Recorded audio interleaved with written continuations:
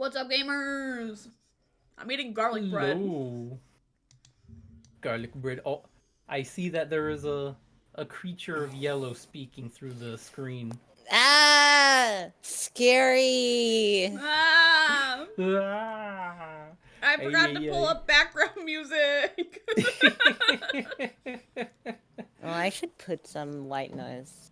Is the vacuum playlist still there? The vacuum playlist? Where's the 3-hour non-copyright D&D music that I really like? Where's that at? Can I get my 10 hours of silence randomly interrupted by artillery? What about Yeah. randomly interrupted by metal pipe sound? Oh, Yes! metal pipe artillery. Got it. I love metal pipes. Ay. Jesus Christ, that scared the shit out of me. You summoned the pipe. It's haunting Jesus you. Christ. All right. This one.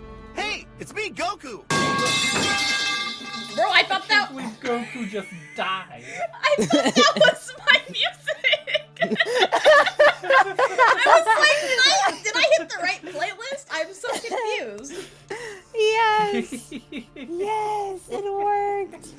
Can't believe Goku just died. I'm like, holy shit.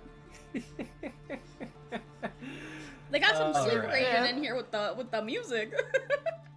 Alright. Welcome in, Atsu, welcome in. Oh geez, the activation keyword to just awaken you with the metal pipe noise.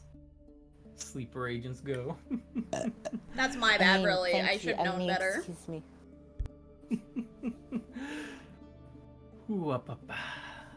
Ah, yes. Alright. Full soundtrack. Go ahead. Alright. Ah. Now, we shall begin just a bit, huh? You smell nice. I'm ready. I feel like the third wheel now. Thanks, Shark. I'm Shark, sorry! go. At Maybe least I you're not a should leave. spare tire. Goober, oh no. Referring to when 4 was hanging out with us in VR chat, but it was 2 couples and then 4 is the 5th person there. No. Ay. It was funny. Huppa. it Alright, makes you let's try to feel get that better. dramatic brain again. Penny here is also not dating anyone. First time? No, unfortunately. Hi. For both of you, you recall one thing before waking up here very clearly. Your world was ending. The destruction of it was coming forth as a great fish was devouring the sun, destroying the realm. Everything went dark at your world, and for a while, the darkness remained. But at this point, you start seeing glimmers of light. You start finding yourselves in a strange place filled with weird creatures that bear not scale nor feather. I think at this point, first, Makara, you would be the one to first awaken at That's the me. incessant babbling Oh. of something. A voice you're probably very familiar with. No. Oh no. Unfortunately familiar with. No. As you hear them talking and the words, "Wake up! Wake up! By my name as Sir Fishington, envoy of the royal fish family, prophet of the end, the peace speaker, wake up! 5 more minutes, please. You do not have 5 more minutes. You see what happened with the 5 more minutes of the old world. There's not enough sun for me to move. I don't wanna. Sunlight? I've been watching for hours. There's no implication there is a sun here. Oh shit, wait, no sun? No not sun good. at all. The stars have been stagnant in the sky. This world is not spinning. Fine, I'll get up then. As you start getting up, the visions of Sir Fishington, envoy of the royal fish family, prophet of the end, the peace speaker, starts to fade as it flies up to the sky slightly, alluding to various worlds floating in the sky, visibly being changed or destroyed. Oh shit, I'm in for it now. Sorry, what a round.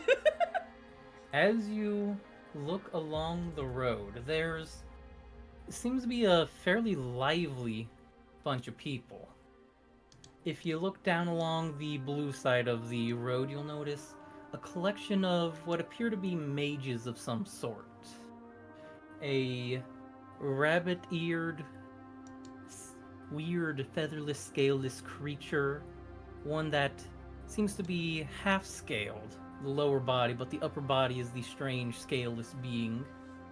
And that one in particular seems to have a slight tug of resonance as you feel the magic of your fury resonating with them, just briefly. On the other side of the street, you see another couple of those strange, scaleless, featherless creatures, much smaller this time. Some would call one of them a gnome, and they seem to be discussing things as they work on various pieces of technology, and I guess as you keep looking around, you do see that one penguin What do you mean by flopped that? on the ground there, completely unconscious as they're slowly trying to wake up too. Makara will see Dominus on the other side of the street. Do I know this penguin, or... You know the fish in its shield, at the very least. Oh man, isn't that fish that just talked to me? It is exactly that fish that Oh, just talked to you. man. It is unmistakable. Okay, I'm gonna walk over. I'm not gonna touch the penguin, but I'm gonna like tap on his shield to see if the fish is alive. Alright. Oh. I'm just gonna tap at it. Alright, in that case, we're gonna need Dominus to roll perception real quick. Perception. I Yeah, see. perception. Man, it's been a while since I've done this. First roll of the night, let's go!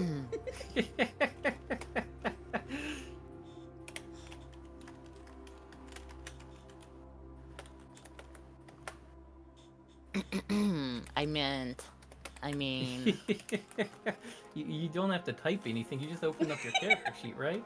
oh fuck, you're right. Yeah. You have... Okay, well, it's a 16. What's the modifier on your sheet? for What's the perception? modifier? What's the Perception. modifier? Perception.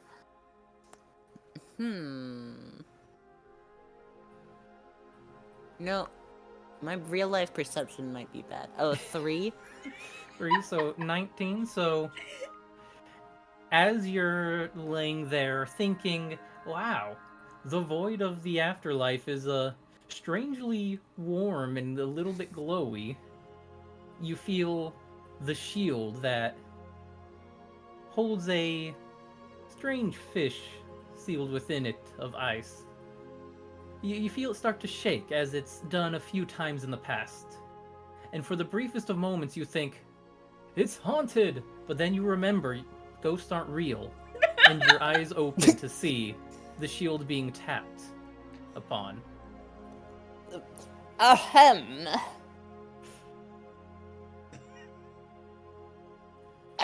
Ahem. Oh, my bad. Hello? What are you doing, kind sir? Oh man, I happen to recognize this fish, and What? is that ice or? This is most certainly ice, sacred ice even. Sacred? Looks just like normal ice to me. No, it's not. Fool! You believe me when I say it's sacred? Of course not. There's no such thing as sacred items. This is just a normal ice block that refuses to melt around a normal fish. But you just said it was sacred. Nuh-uh, sir. Alright, I suppose. Do you need help getting up? No, I simply do not need help. Alright, I'll stand up. Will attempt standing up. Well, as Dominus is standing up, Makara, you will notice the faint flash of the fish swimming behind in its ghostly figure, as if it's trying to talk to Dominus, but its voice is entirely silent right now. Oh my god! It is directly behind Dominus as they're getting up, and Dominus just stands up. Is that fish talking to you? What fish are you talking about? The one in Are your you shield. delusional? Are you stupid?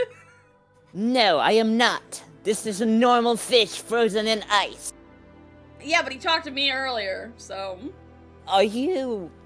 I see. You're one of those, what do they call them? Those, donkey-brained freaks. While Dominus is formulating the insult, the fish is circling Dominus's head, floating right in front of his face, being completely unnoticed.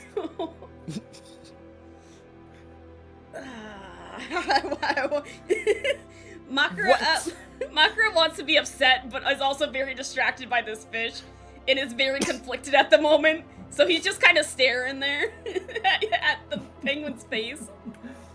Dominus completely ignores the fish. No reaction given.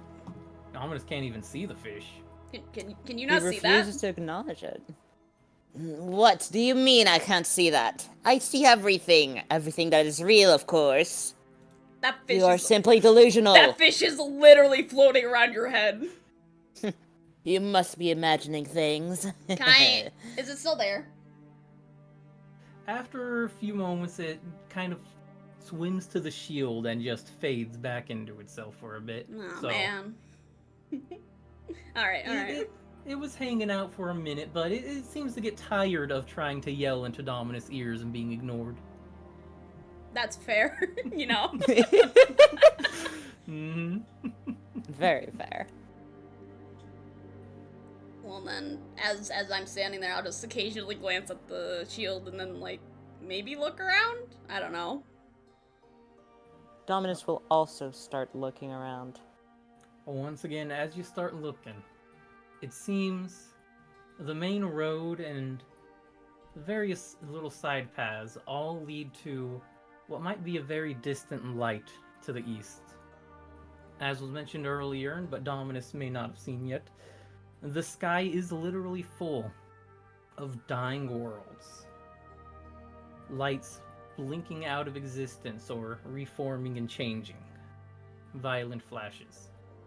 The two groups of people I mentioned along the road are still there as well. The group of inventors and researchers, as well as the group of mages, if you wish to approach any of them. And more specifically for Makara, the little tug of energy you felt was wild magic, you believe. Did I sense a direction, or...? It was coming from the person along the blue side of the street, the half reptilian, half weird, fleshy human thing. I'm not sure almost you've my seen brethren. humans. the half sibling, half cousin maybe, half second cousin, thrice removed. Thrice removed. Hell yeah. I guess I don't really have an attachment to this penguin, so I'm just gonna walk away without saying anything. What the? You filthy beast! Come back here, right this instant! Are you going to leave a king behind? I see no crown upon your head, and I will just keep walking. Absolutely insulted, Dominus will look away. and walk towards the nearest other creature to complain. The nearest of you want to go across the street, or do you just want to be standing right next to them and complaining loudly? Complain very loudly next to them. Alright. Well, in that case, Dominus, the person right next to them would be the rabbit-eared mage who seems to be grabbing magic out of the air in this mana-rich environment and sort of just playing with it like strings. Whereas the person Makara is approaching, the rather tall, for compared to the other squishy, non-scaled creatures around, Lamia, that now that you're standing in front of them, she very distinctly does have wild magic associated, and she seems to pick up on that, commonality too, and is glancing your way. I would like to speak to them. I would like to speak to them. I would like to speak to them. They are clearly, paying attention, being like, oh, guest? Perfect. I will say, excuse me, sorry to bother you. Where am I? Where are we? I believe this place was called, Ilrisand? As far as where that is, if you know anything about the map of your world, it's not on there. Ooh. Yeah, I seem to recall something bad happening. Huh. Just kind of looks up and another world just kind of poof out of existence there. Yeah, that seems to happen a lot. Lovely. But if you're looking for, well, something in this world, everything seems to lead to the glowing spire in the east. Is there anything special about that spire, or? Well, I mean, it's brimming with so much magic that the gods themselves would probably be coming down here to fight over it if the worlds weren't exploding everywhere. That is rather intriguing. Besides, it's also just a nice place to go rest for a while because a bit of cold-blooded really does not like this area. I'm just this far out because I gotta talk with people. Oh, yeah, my bad, sorry. Oh no, not you. Okay. The other mages are trying to figure out gifts and blessings for those who come by. Oh, I see. Well, word of advice, I wouldn't talk to that penguin over there. He's kind of rude. And as the penguin has been mentioned, we'll jump over to the penguin conversation that was going in parallel with that. So, while you approach Dominus, you approach the rabbit woman, who is standing right next to the conversation. How do you introduce or talk? Ahem. Did you see that scaly freak, you flipperhead? Thinking those frigging rabbit ears are frigging flippers. She would reach up to her head and, start patting around, being like, flippers? Flip the ears? These things? Ears? You've never seen ears before. Those are not ears, those are clearly flippers. She would slowly tilt her ears forward, looking up at them. No, those are my ears still. Never mind that. Did you see that filthy crock? They left me here, all alone, after trying to tell me that the fish in my shield was talking to them. I do not understand this. This is impossible. And I think I did hear something whispery off in the distance. You keep playing with silly strings and you think you heard a fish too. Is everyone here insane? Come now. These silly strings are magic. You know magic? Of course I know magic. All right, and she would arrange some of the strings in a pattern. Here, hold your flipper out. Alright. Dominus would hold their flippers out. She would take the magic string, just kind of hold it open over the flipper like a cat's cradle, and release, and you would feel the magic wrap around your hand, and it's as if you're prepared to cast a spell with just the ambient energy.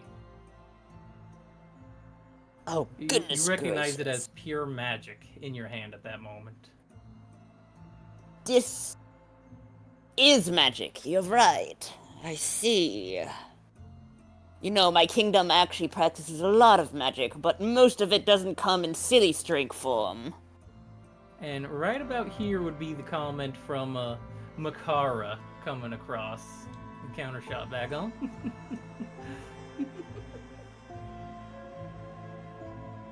So, a rabbit woman would go, yeah, it's real easy to do here. I just make sure to show it off to anybody who practices magic as they come in. So, do you want to learn out real quick? I guess it wouldn't be bad to learn new ways to use magic. Especially as a prince of my country. A prince? Oh. Nope. And then, see her hold her hands to the side for a moment and go, pardon me, introductions then. I am Raluluna Nada, and she gives a curious bow. It's nice to meet you, Your Majesty. Ah, finally, someone who's polite in this kingdom. Thank you very much, miss. Ah, very nice to meet you. I am Dominus Glapisis. Finally, someone who knows manners. The penguin who refused to introduce themselves and just complained about their friend over there. Well, Oh. friend's a strong word right now. He would Friend also is a very strong word. he would also take a comb-looking ice cube and start brushing his feathers too. Alright. Dominus, give me an Arcana roll. An Arcana roll. An Arcana roll. Let's see. Make that roll. I will. Yo. Alright, where's this thing? Oh, that's a nice sound. So, while you're doing it, you realize one obstacle with the method that the woman in front of you has been using that's gonna make things difficult for you. That strange extra opposable appendage on the hand seems to be where a lot of their manipulation of goodness. magic is coming from, the thumb, if you would. Oh no. And Just muted. you're gonna have Hi, to Tori, welcome figure in, out welcome in. something Goldie, a thank you so little much for the different than raid. their method. So you Welcome start in, kind of welcome in. fumbling with it, and How was Monster Hunter? you think you can get the idea, but you're not sure if it's the same magic as you've been using. You'd need more time. See, yes. I completely understand. Welcome in, Raiders. We're in the middle of playing D&D, so I do apologize. So welcome in. I hope everyone's doing good tonight. And jumping back to Makara and the Lamia. So, let's see. Where were we with that? I was believe just there was a- yeah, my rude, my rude Yeah, interaction. The rude interaction with the penguin. Mhm. And the Lamia kind of lower themselves down some and lean and whisper and go, Are they a problem? Do we need to keep them away from you? No, I don't. I can handle myself. That's not a problem. They're a little much, if you know what I mean. I certainly think I do. Well, and should I, are you heading to the east as well just to investigate? I don't think there's much in any other directions, especially if you need warmth like I do. Yeah, I am a little cold. It was really hard to get up, so, I think I will. Would you like to accompany me? Ponder for a moment and go, I don't mind heading over there, but I've got my own people I'm waiting for here. That's 'Cause alright. I think my world's group there, but I don't mind being along for the walk some. Some company is better than no company. And as well, she would sort of reach into the bag, rummage around for a moment, and would pull out a couple of potions. Go, oh, and if you are gonna try anything dangerous, these might be helpful. This first one, a healing potion. I hope you know what it does. I'm familiar with these. They're not very common where I live, but I do know of them. And this other one, well, it's not something you need to drink or anything, just and she holds out the bottle towards you. I will take them. It is glowing Nicely. a little bit orange for that second bottle, and as you grab it, there is a notable warmth to it. Oh, that's nice. Yeah, you see why I made sure to give that one to you. I got a few of my own for while I'm out here, but nothing beats the actual warmth.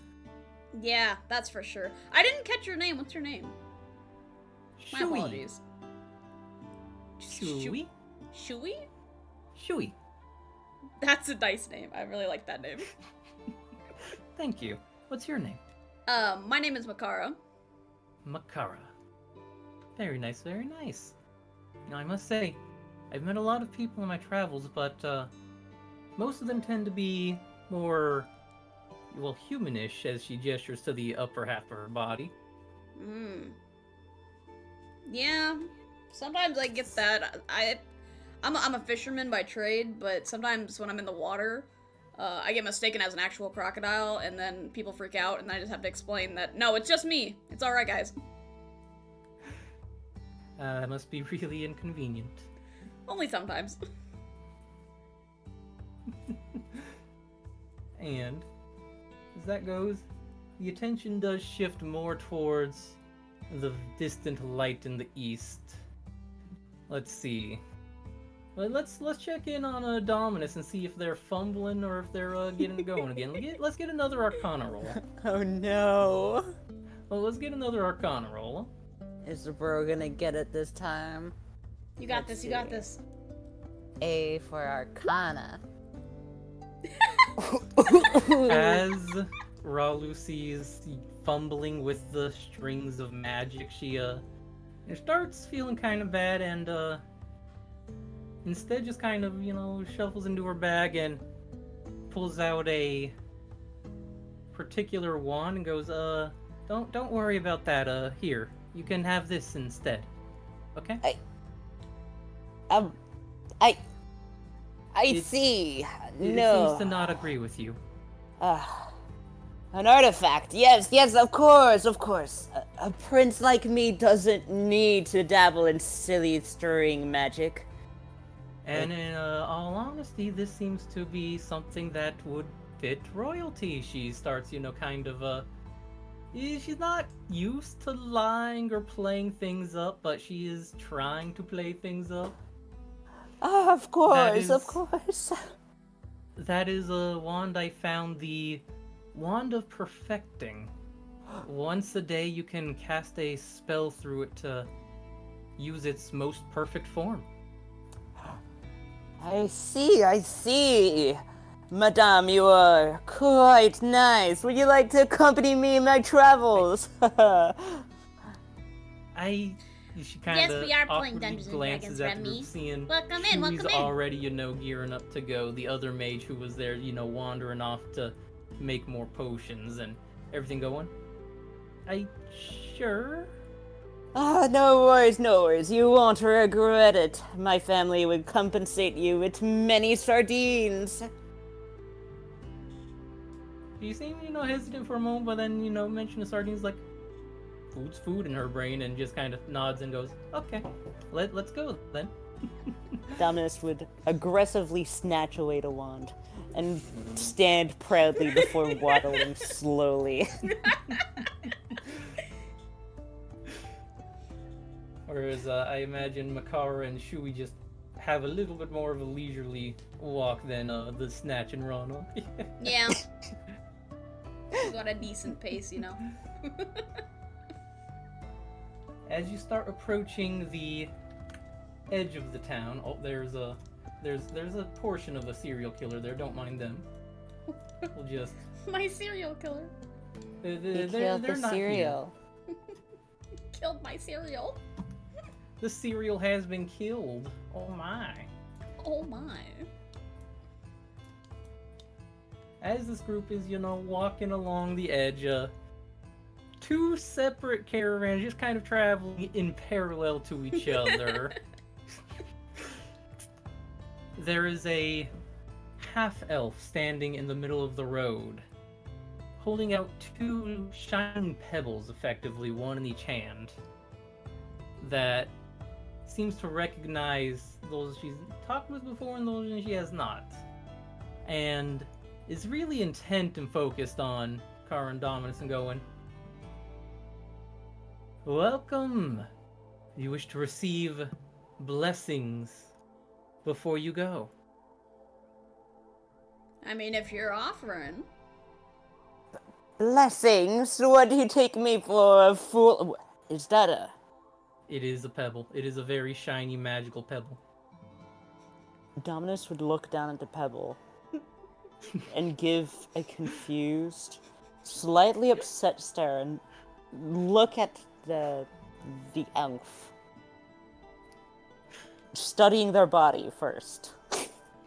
On their body, they seem to be wearing a lot of robes and carrying a lot of scrolls, papers, and texts. They're very. It seems like they just fell out of a library with half the library on them. Basically. You seem very well studied, but I have to reject your offer. I rather sleep with beautiful ladies, other than scholars, Taking the offer of a pebble as another culturally important things to penguin societies. She just kind of blinks at you for a bit and doesn't get it at all. Does not understand at all, and just kind of like, I think there's a misunderstanding here. Then what is this stone for? It is a magical gift from the gods of fortune. Ah, whatever, just give it to me. Oh, okay. And she just drops it in your... She just holds it out to you and just kind of drops it over your flipper if you take it. And kind of turn to Makara. Would you just like the stone, or would you like an explanation as well? No, I feel like you're pretty trustworthy.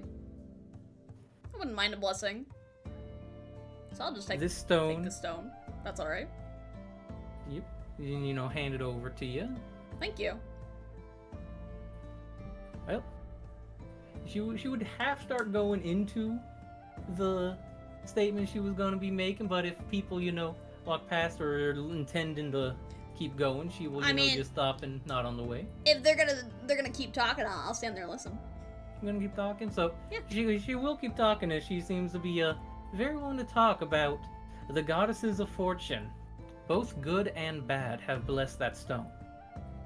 Kind of Stone like yin and yang. will grant you a second chance should something terrible happen. Nice. In multiple senses. As well, if you truly need it and focus, you can invoke their will. And one of them will answer you. Not sure which one. Only take the moment. Or in less in-character speak, it is effectively, a tether respawn type of item at the moment, where if you do somehow perish, it will probably try to save your life. As well, if you roll a dice at any point in this adventure, and you want a different result, you can use it to either get a critical failure or critical success. Does it work for atheist penguins? Will the atheist penguin be like, I invoke the blessings of the fortune gods? I don't No. think he believes in those. Right. So So probably not. It would be pretty hard for them to make use of that unless they see Makara make use of it and go, shiny rock, make things better.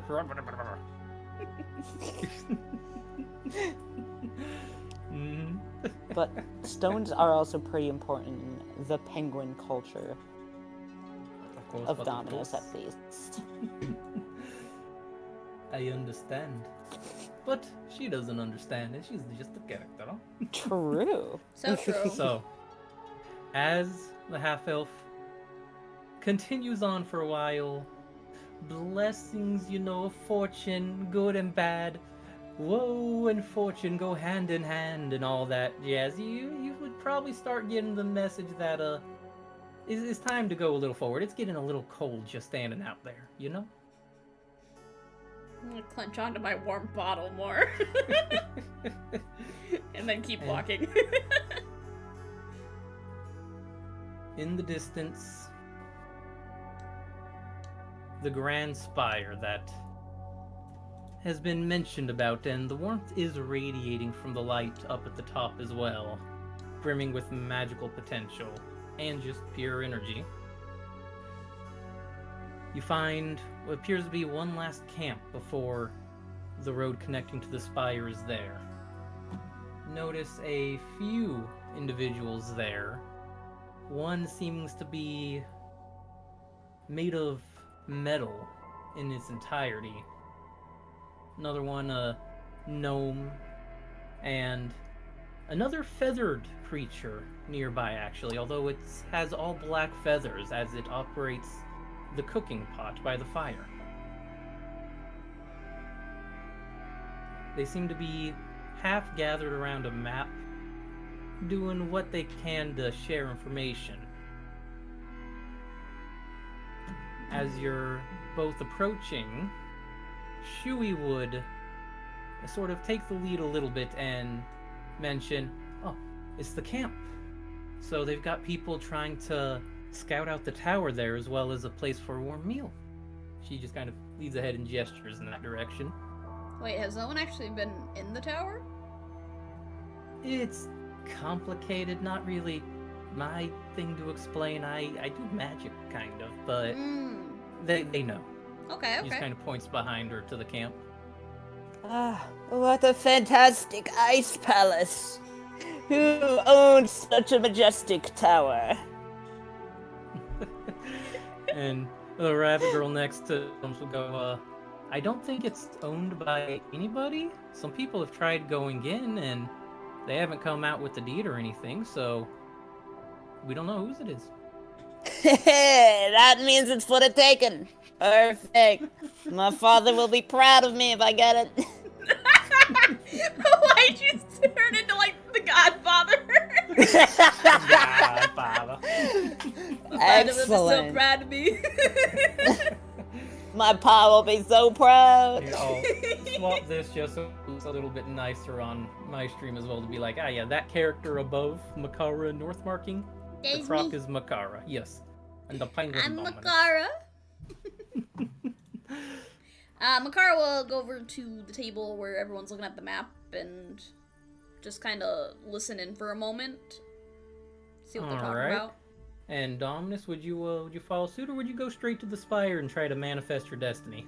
Dominus will go straight to the black feathered person. So the black feather person. Okay. Oh no, okay, this It's just chat like me message for is real, too for good real. to ignore. You come to me on the day of my daughter's fishing day. Isom boys. Ice and boys. I love that. You want to steal that for later?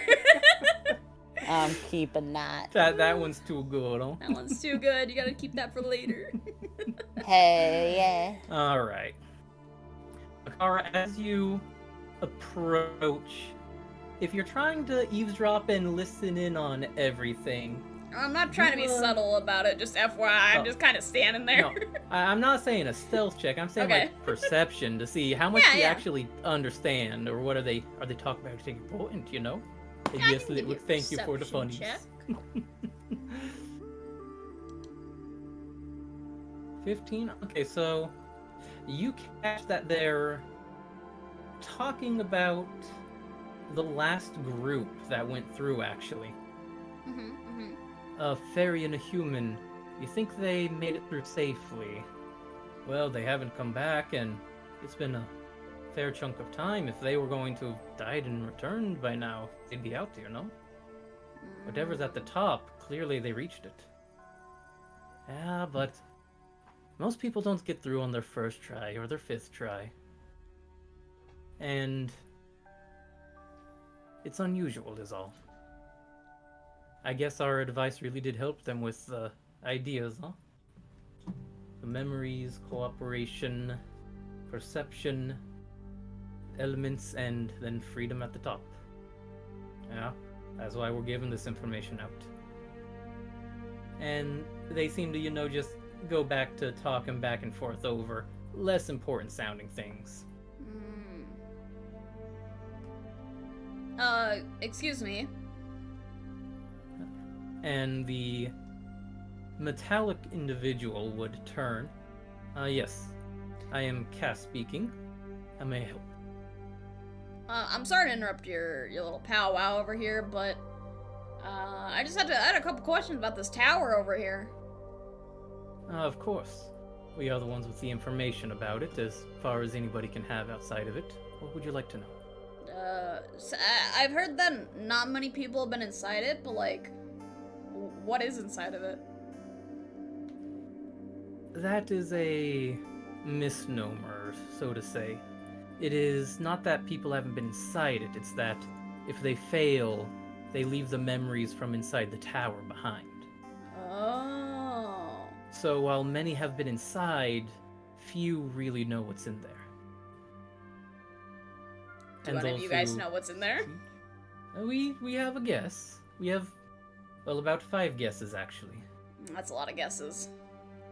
Well, we're assuming there's 5 rooms, so 1 guess each. That makes sense. And the gnome would speak up. You're counting the outside of the building as a room? Aye, go back to looking at the map. Your circuits are all scrambled. So, as far as what's going on over there, front door, everybody knows what's going on when they get there. You have to engrave it with some memories. Otherwise it won't open. It takes the memories as a payment of sorts. Good memories, bad memories, any memories, or? One of each, good and bad. Okay. That's as good far to as know. the rest of it, it's been patchwork notes. We've gotten a few people returning with things they've written down on paper and talked about.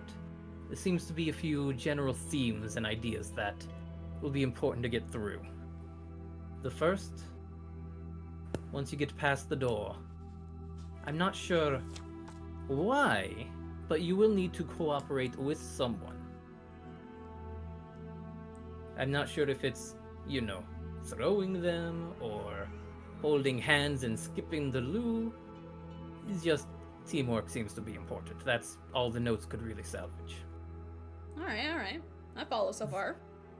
Next one, once you get past the cooperation, seems to be perception-based, although there's been a new rumor going around that perhaps a bit of brute force can solve what your eyes can't. Brute force? I can do brute force. I have no doubt. You seem quite strong yourself. I would have appreciated your help back in my days on a boat. I'm pretty handy in the water. And speaking of the water, the room after that should be dealing with elements. So perhaps there's a lot of water there. Don't really know. And, well, nobody's returned from the room after that, so either it is freedom, which is what we hope it is, or it is something of a true death. You cannot say in this purgatory-like land. So this might be limbo, is what you're saying. There's a chance, although I'm not sure why limbo needs to show us worlds exploding. That feels a little bit rude and spiteful, if you ask me. That is a little strange, I'm not gonna lie. But that is what we know of the tower for now. Well, I really appreciate all your insight. It's gonna help a lot. I hope your venture pans out well. Thank you. And I hope if you go back in, yours goes well as well. It should.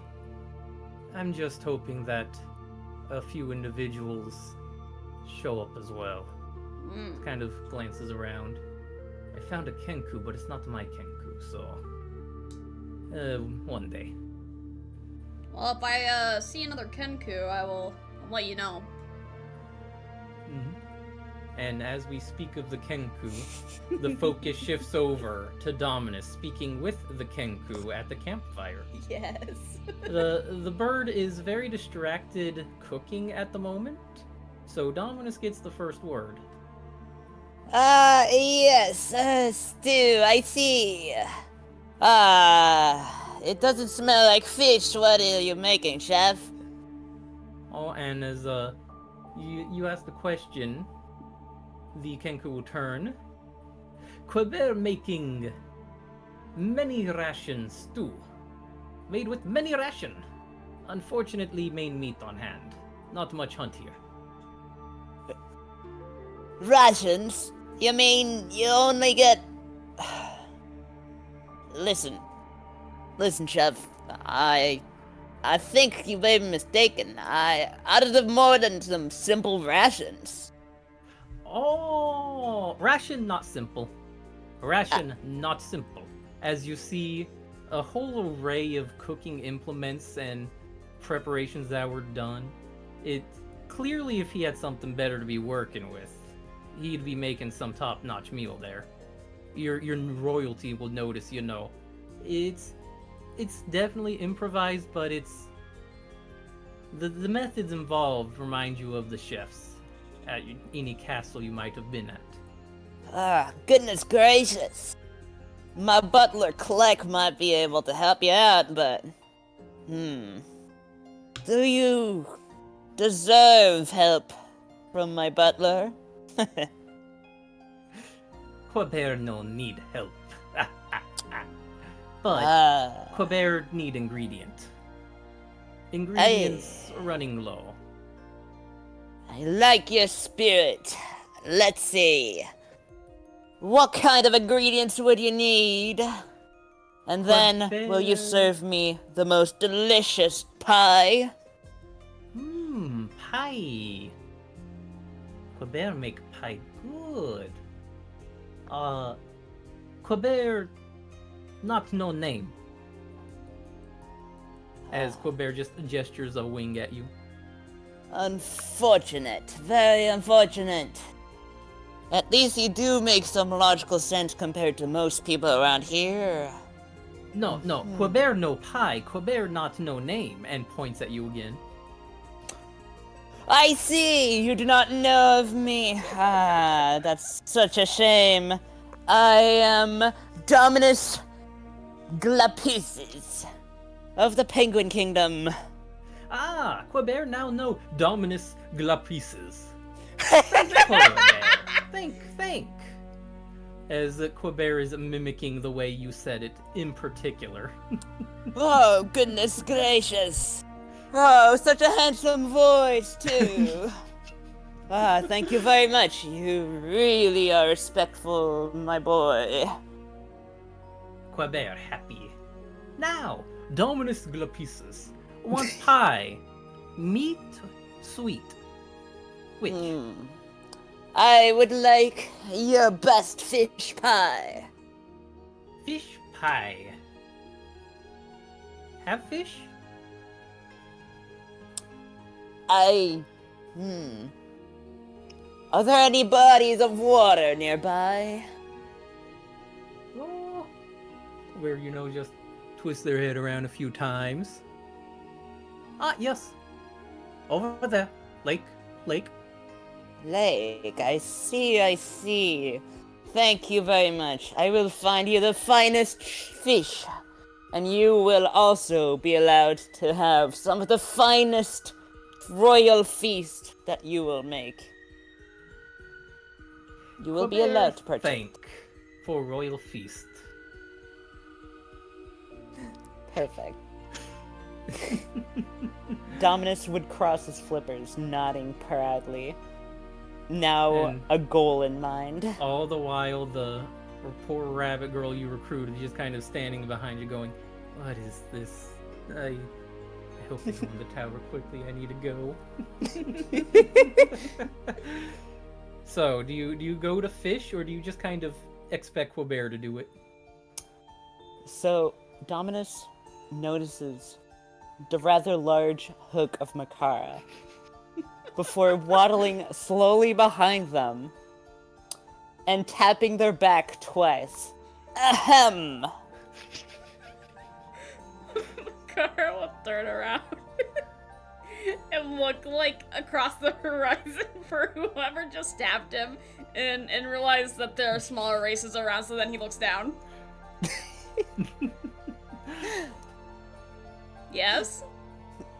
Good sir! I mean, average sir! Would you like to assist me in some fishing at the nearby lake? I will allow you to partake in a real feast for once in your life. Once in a lifetime experience, you know. No, I think I'm alright. In the distance, the Kenku would turn towards the conversation. Quilbert appreciate fish, make really good food. Please? I'll walk over to the Kenko. Because I have more respect for the Kenko. I will reach into my little side bag that I have. And I'll pull out a couple of dried fish that I have in my bag. And hand them to him. Quilbert's eyes will light up as sees the fish. Oh, thank. May I have? Yeah, they're for you. I got you. Wait, 10 minutes. Wonderful meal. And would take the fish and immediately start going to cooking. And the moment Quilbert has an ingredient and starts cooking, it just seems like he's living his life. This is his element. You'll also notice a few spurts of random magic occurring, as well as it's another wild mage just kind of along the path. But they seem too busy cooking to notice, when a feather turns blue or lightning strikes in the distance. Makar will sit Dominus? down on the ground and lean against his hook while he waits for food. Dominus would be absolutely flabbergasted, mouth open, eyes wide, completely insulted by what Makara just did before waddling and sitting their back to Makara, flippers crossed. Are you sitting in the distance in front of me, or? In just a slight distance, just Okay. slightly uncomfortably too close to be far. Like waddle 2.5 steps in front of you before sitting down. It's alright. Yeah. I just pretend you're not there because I can see over your head anyways, so. Making sure to make the fish in the shield face you too. I'll just watch that then while I'm waiting. Oh my god!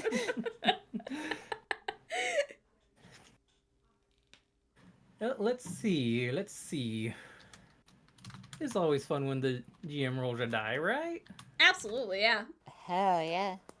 So, while you're all waiting, Mm-hmm. let's see, well, I feel like we need more dice before we fully settle on that. More dice. Alright. More dice, he says. More dice. Yeah, more dice. I gotta get a quick grasp or something, huh? So, the first thing is, let's see. Oh, yep, just checking passion perceptions too. The rabbit girl seems to have snuck off and is just kind of gone while y'all are waiting. Just kind of like, okay, they're just having food. Quilbert's got this, and then just kind of left. Quilbert is having a time of his life cooking, and there's a bit of a voice popping up as a spot of red pops up from the grass around the campsite. and it tries to speak, particularly pointed towards Dominus. Quick, you must listen to me. I am Sir Fishington, envoy of the royal fish family, prophet of the energy people. And before the title can come out, the voices faded and the fishes vanished again. Right between both of you, Makara saw it happen. Makara's because eyes Dominus's back was turned. will get wide. And he will crawl over on the ground like a fucking crocodile to the spot where this fish just came out of the ground and like look around like he dropped something. Alright, give me either like an investigation or a religion arcana check, depending on what you're looking at. If you're just looking at the grass, or you're trying to be like, this fucking ghost. I'm trying to find the ghost fish. You're trying to find the ghost fish? Yeah. That'd be more investigation, trying to physically find it then. Alright, investigation. Here I go. Well, as you look around, you notice there's not a blade of grass out of place initially, because weirdly enough, this ghost is non-physical. Of course, of course. But you do notice a few traces of the ghostly spirit and the whispering of the voice says. You get real close there, and you can hear it still trying to give its speech. The world is in danger. So dominant, you must. And as you try to pinpoint it, it is the voice is coming from exactly where you think it is. The fish in the ice. The very faint whispers from the fish in the ice. The ghost is basically trapped in it right now. Is the fish... I know the fish is dead in the ice, but is he, like, moving at all? It's trying. The ghost is kind of wiggling and swimming on top of the fish. So it's kind of blurry to anybody who's looking at it and not paying attention. Does anyone else notice this, or is it just me?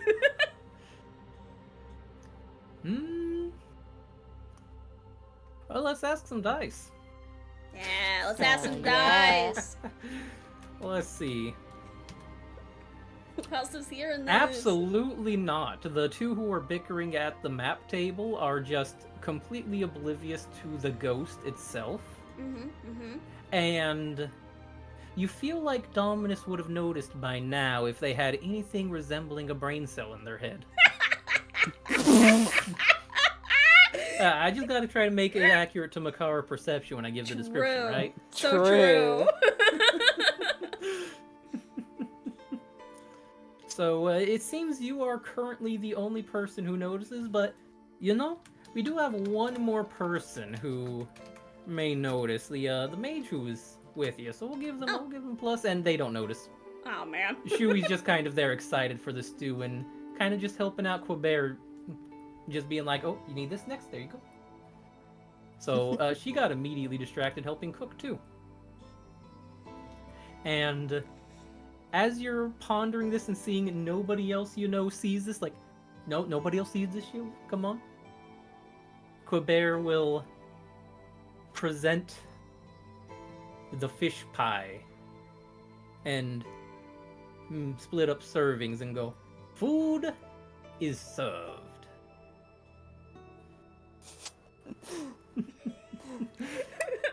Again, So- Makara is conflicted. Dominus is already putting his nice, fancy piece of cloth around his neck, ready to eat with silverware made of ice. Did he just keep those in his fur? Where'd they come from?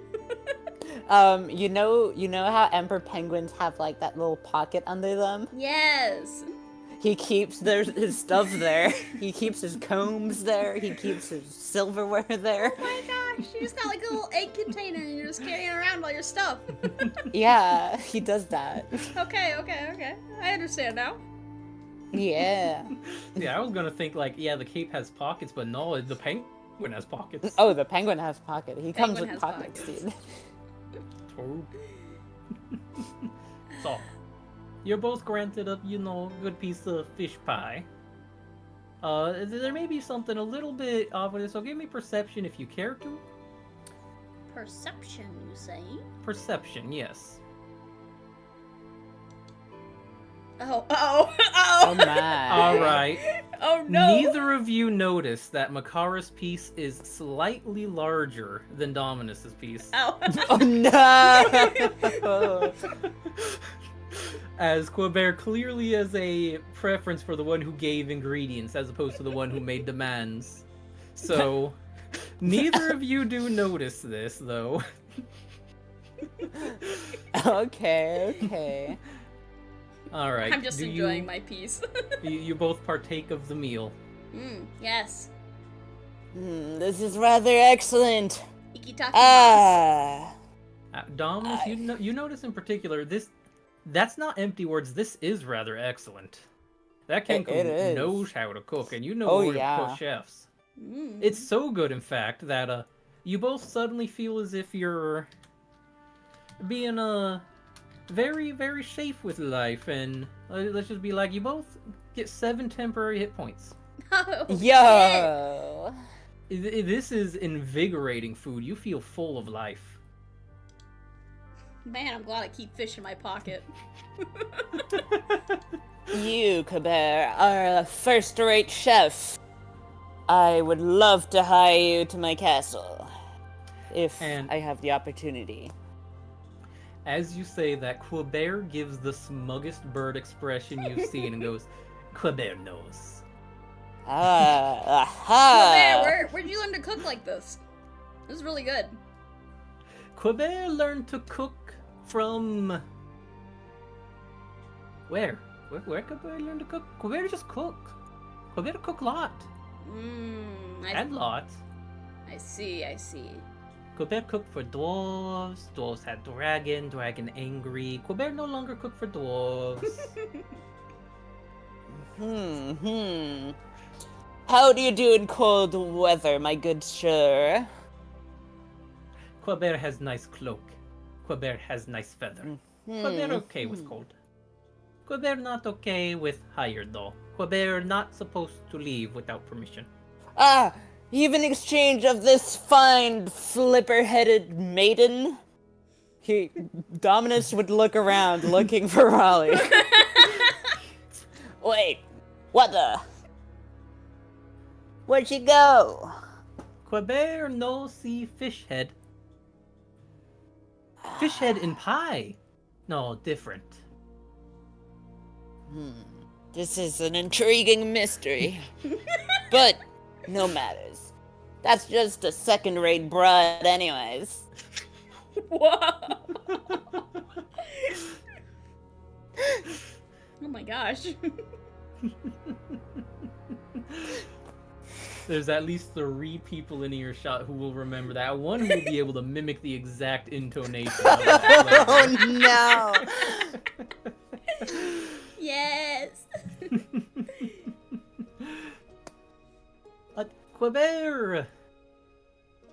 Quebert think appreciate offer, but Quebert here. Cook much for people here. And then I gives a little see. nod. Very good. But could you at least teach my butler later on how to cook like this? Quebert teach butler. Here, if butler brought here. I see. Maybe later then.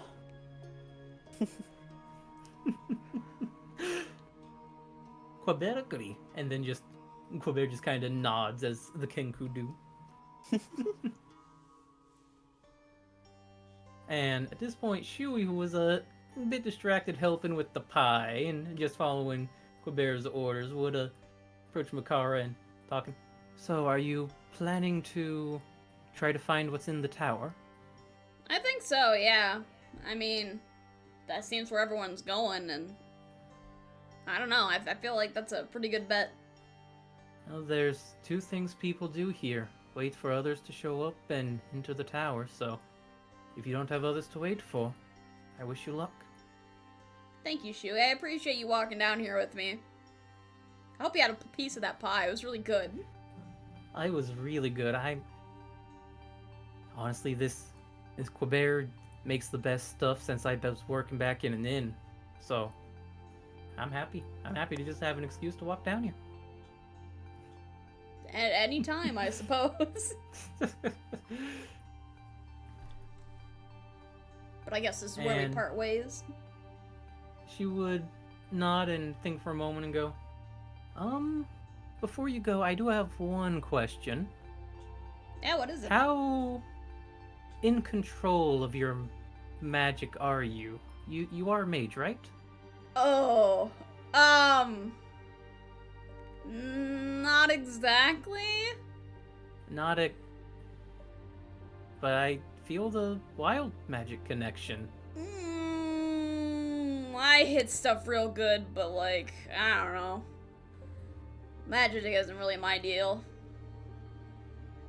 Has anything weird ever just happened around you while you hit stuff good? Sometimes.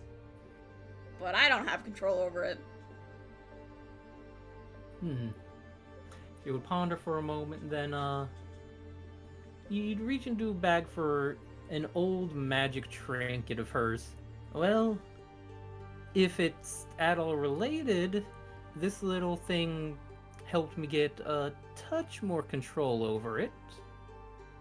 If you... Oh, fuck. I was trying to see what this was. No. And then, with just primal savagery and a crit, huh? I did not crit her. You did not mean to suddenly and violently crit somebody? I did not mean to violently crit anyone. Oh look, I could just click this and crit down. Oh, I can't click that. It just brings up error text. You'd have to click it. Oh. I'm curious how much damage you do off that crit. So where do That I total. click? Just click the name of the spell in the chat box. Yeah, 6 damage, 7 damage. You know, for a random act of violence, that'd be pretty reasonable to, it's a good thing you didn't enact that on anybody. True. Yeah. It's just what Dominus does to recool and polish their utensils before they put them away. True. Yeah. Yeah, so, as we jump back to Shui holding out the little magic trinket. So, this has helped a little bit with my wild magic. If it's at all the same with you, I don't need it anymore, so if you would like it, regardless of if it works for you or not. Are you sure you want to part with this? There's a lot of things that I just carry around because I find them, and, I mean, it doesn't do me any good anymore. He just kind of shrugs. She seems really kind of flippant and nonchalant about handing it over. Well, thank you, Shu. I really appreciate all your help. Of course. Best of luck with the tower. Thank you. If you wind up failing and winding up back out here, I'd love to chat with you again. Yeah, absolutely. I'll come find you if I happen to come back down. And she would give a nod, and the departure words said, and would head on off the same way that the rabbit escaped earlier on. I'll wave bye to her as she goes. And then, after the departures, all that's left is the camp of people who were just seeming to not get anywhere, and the way to the spire. Question real quick. Yeah. So, I did pick the thing that allows me to summon another penguin, right? Okay. You I did. just needed to know that for later. You do know? have that, yes. I am very certain that you still have that. Good, good. Alright. Let me make sure everything's ready on this next screen. And this one's a little bit of a closer in shot, so we're gonna a little bit of the heights. How tall is Dominus, relatively speaking? How tall is Makara? Makara's like 7 foot. Let's see. He's a big buff crocodile man. Mm-hmm. So, bro is exactly 3.5 feet. I see. Alright, that gives me a pretty good metric to go with, so... And then...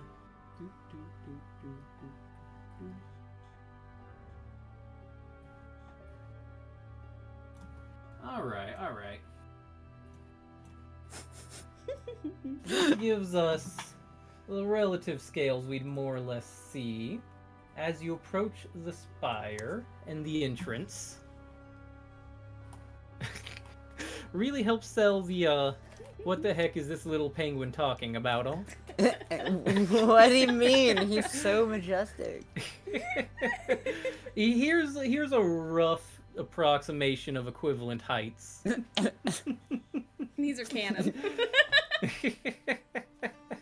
Cannon Heights. Yeah. Canon heights. So, as you approach the spire, the first thing that Makara notices is it's getting comfortable here. It's relatively warm. The light from above is acting as sunlight, if not better. That's nice. And I guess it might be getting a little bit uncomfortably warm for Dominus there, all. True, it might actually get.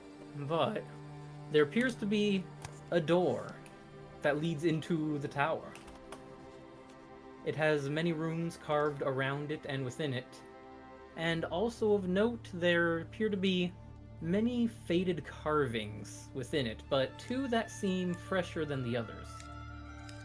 One that looks to be of a chair and the other of a ring.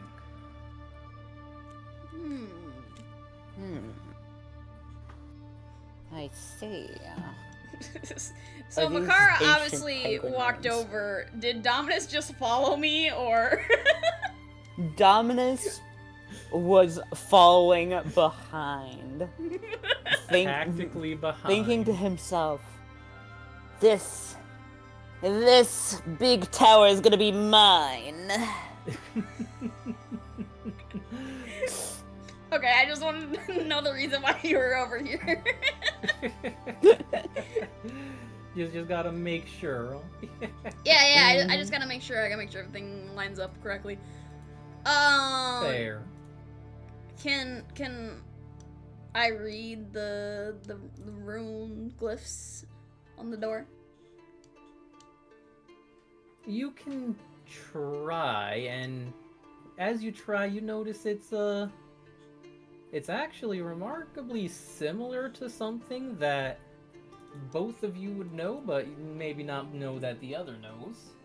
Because we have ancient penguin glyphs as a language on the character sheet, yeah? Yes, we do. Yep.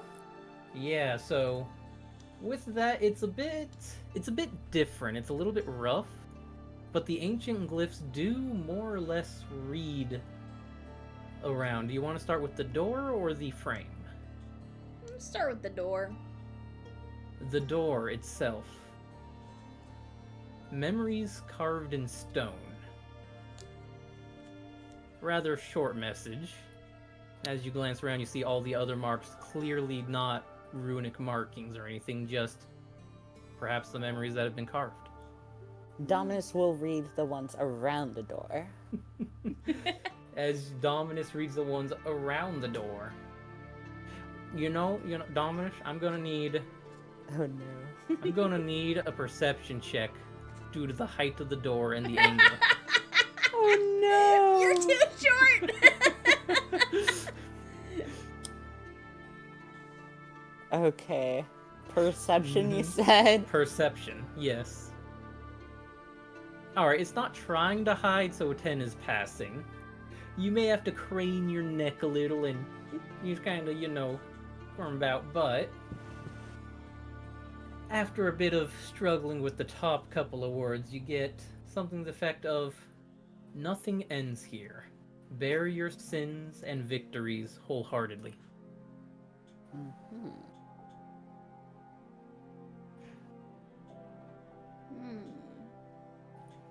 I see. Can Mhm. I inspect the newer carvings on the door? As you inspect the carvings, how do you inspect them? I just want to get as close as I can and see if someone has carved them themselves or if it's something else. Alright. Give me an investigation roll.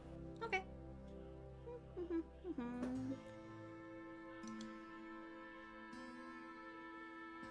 17. Mm. As you get close, you can tell these were definitely hand carved, and you'll notice that the one of a chair seems rougher carved, whereas the one of a ring seems a bit more finely done. And Interesting. as you're investigating this, and as you look at the carving of a chair to ponder it for a moment, you see illusions manifesting in front of both of you for a brief moment of a human crafting a wooden chair and their blade sinking straight through the chair, causing it to tumble and collapse. A great destruction within the workshop before the illusion fades. What the? Dominus would start rubbing his eyes with his flippers. You okay, little bird? Nothing. I just thought I saw something there. Did you see a vision of a man carving a chair? Impossible. Visions aren't real. And Maybe the I just chair fell fell asleep real apart? quick. How do you know my dreams? Because I just had the same vision. I see, my average sir. And I guess I'm this slowly was out of character, I'm vision. slowly climbing the ranks. Let's go. Went from below to average. Right. Alright.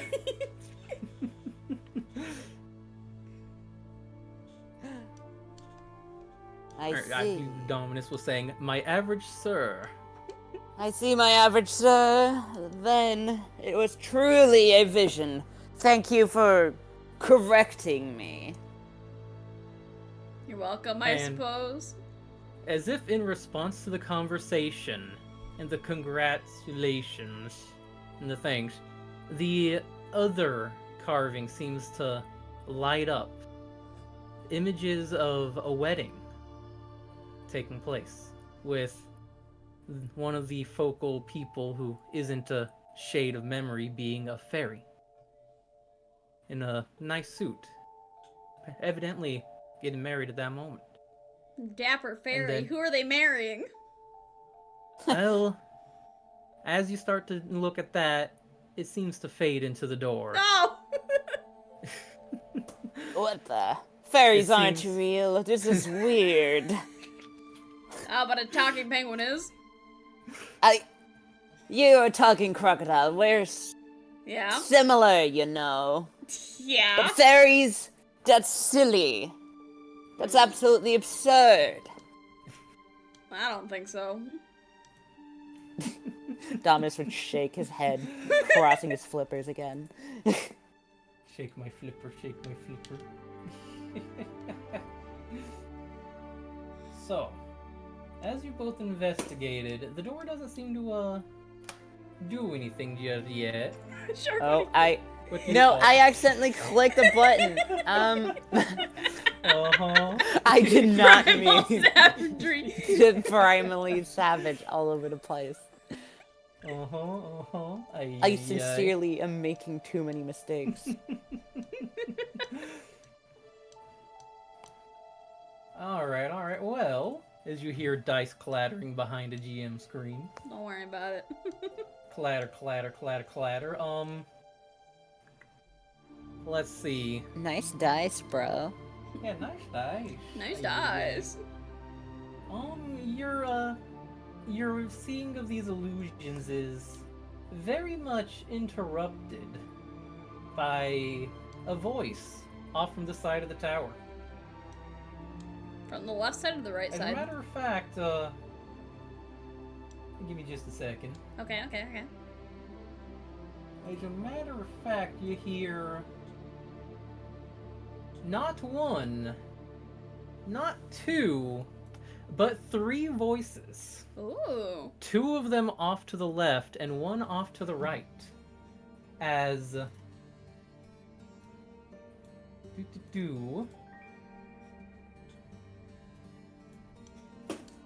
it seems there was some creatures trying to we'll have to just be like, excuse me, Makari, you'll have to get out of the way Sorry, so the my other bad. ambush could appear. I'm There just you a go, there you huge go. lad.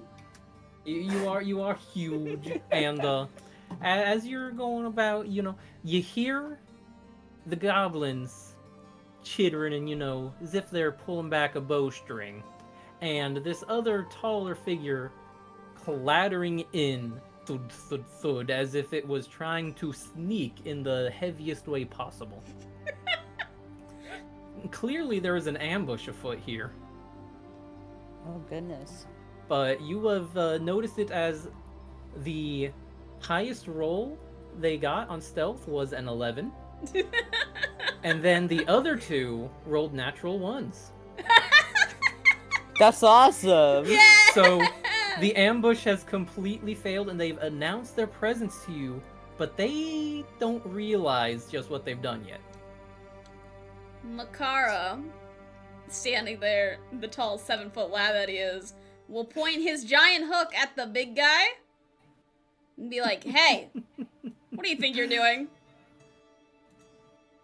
What do you think you're doing? Oh, I'm trying to be threatening and imposing, by the way, so if you need me to make it up, to make an intimidation check.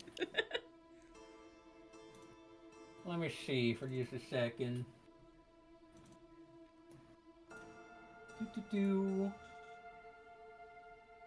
Okay, so the hobgoblin does understand common. Oh my god! Go! He's educated. And as Makar points at the hobgoblin, you see it was carrying it was carrying something of a weapon there, and it just tries to hide it behind his back and go, nothing, just investigating Spire. I would like to make an insight check, please. Make an insight check. My insight is -1. And it would appear, despite your lack of dealing with people who are sincerely good at lying, you do realize they're not good at lying. And the sword they were holding behind their back is just kind of teetering around like, I want to stab something still, but it's just kind of staring at me. Meanwhile, Dominus, the other goblins seem to be approaching as this conversation goes on. How loudly are they approaching? They One both of rolled them ones. tripped and needed to pick up the bow. Like, they are obvious. They're painfully obvious. How weak are they?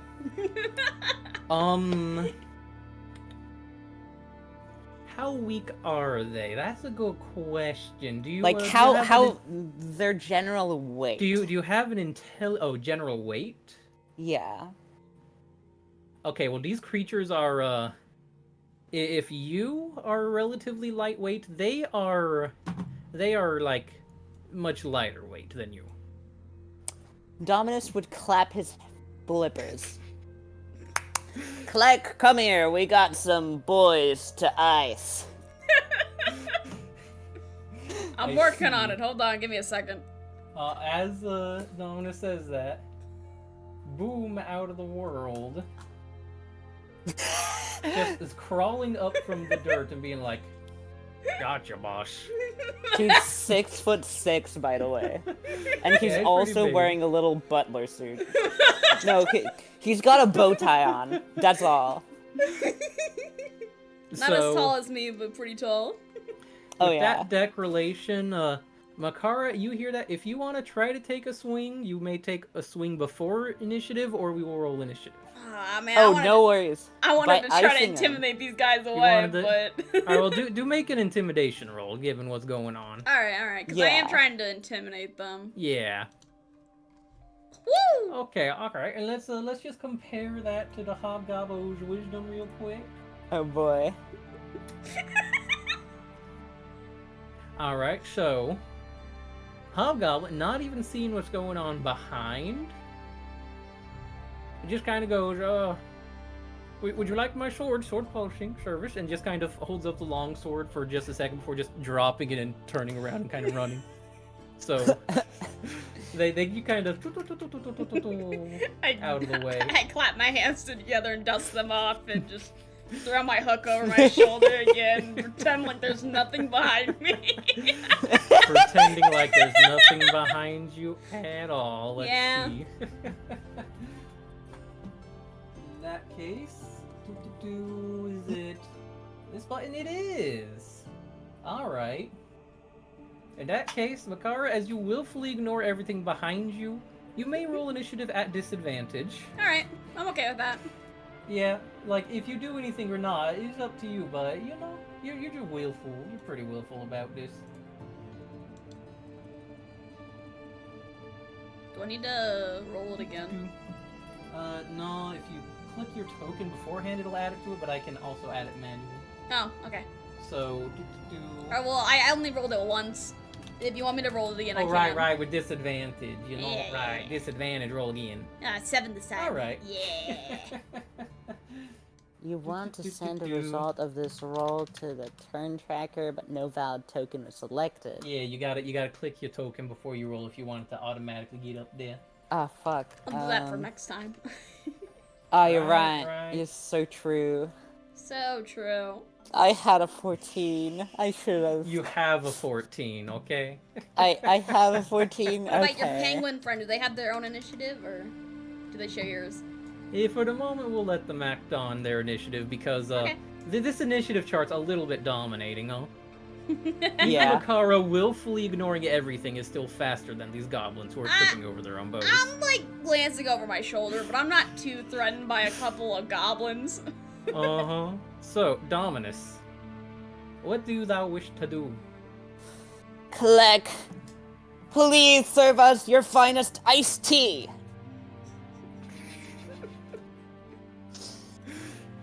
Yes. Yes. You have their character sheet as well. You can use their stuff. Oh my gosh. Wait. Oh my I god. have collect sheet. Yeah, you do have collect sheet. It should be in there for you. Oh my gosh, he does have a sheet. With an image. Let's go. And that's all. That's all? What do you That's mean all. That's all. You know, Wow. it should have been statted out. Are you just clicked in bio and not character sheet? Click the character Oh sheet fuck, button. I'm so stupid, man. Yeah, the biography is there themselves. Need they explain? Mm-hmm. Fuck, is it in the book? Oh god. No, you have the character sheet open where you can see the picture, right? Yeah. Yeah, okay, while you're there, if you scroll up to the top, do you see character sheet, bio and info, and abilities and stuff? I only see bio and info. You only see bio and info. But I gotta say, Kleck looks really good right now. Now what if I did this? Can you see the button now? Holy Ow. cow, it's loading. Wait, sure, why? There you go. I'm gonna lift this chair up. Hopefully you guys are having fun. I've never played a barbarian before, so this is fun for me. Terrorizing, It feels comfy when it's on my back. Alright, now that I gotta... It's still loading, by the way. Close it and reopen it. Oh, fuck. Yeah, close Did the you sheet and try reopen it because turning you have it access now. Off and on. Oh my gosh, I Literally did the first IT solution. True. it. Holy cow, man. This Alright, guy's so awesome. what do you have them do? Well, 'cause if you want them to just make you some tea, they can, but that's not an attack.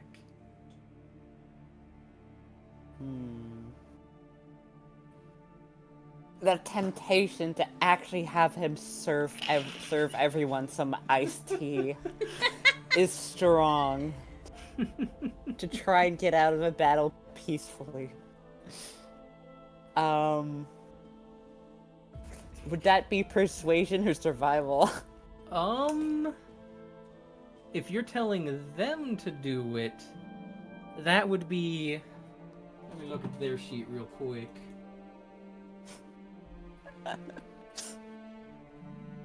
That would unfortunately be, I think, their performance, if you're trying to have them serve tea gracefully. Okay. Yeah.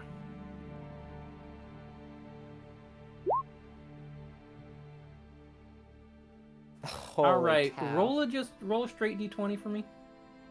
Okay.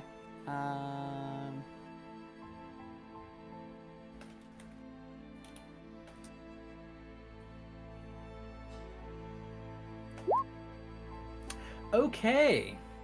So, in the process of trying to manifest tea from wherever they were from, they start flipping around for a moment, and they're looking they're clearly lost and befuddled. They were not prepared for this.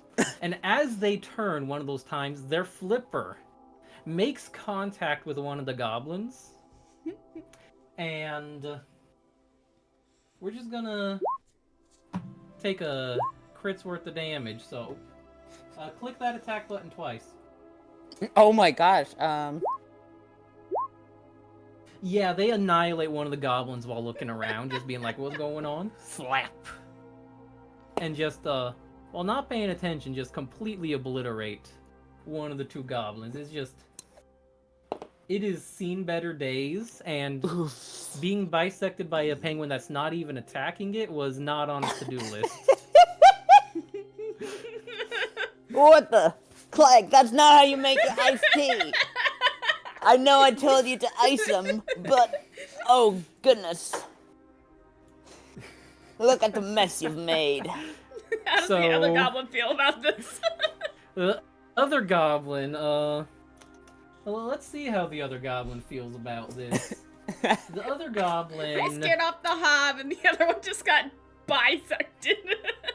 We got a The raid. other goblin is absolutely, completely flabbergasted, and by the time it realizes what has happened, like 3 rounds worth of turns will have passed before it just turns around and runs. And also, hello, Doonian Raiders, welcome, welcome. We're doing a D&D thing, so if I don't talk too much to chat, that's why. Woo! But thank you for the raid. Let's go! But yes, that other goblin is terrified entirely, and with one goblin being bisected by an accidental flipper slip as it just turns and completely just chop. The hobgoblin dropping his sword and running away, being like, you know, I don't need to be here. Sword polishing service, you want my sword? Okay, I'll leave. I'll go. Bye. And the last goblin just flabbergasted. I think it doesn't even actually run. It just passes out on the spot. It is... Oh my god. You know the ancient myth of somebody who dies standing from all the wounds in them? Yeah, the goblin's petrified standing, like... it is entirely passed out like a statue. He's like the dog that ate a book on stoicism. So, the goblins and the hobgoblins are dealt with through a grand total of 0 intended attacks.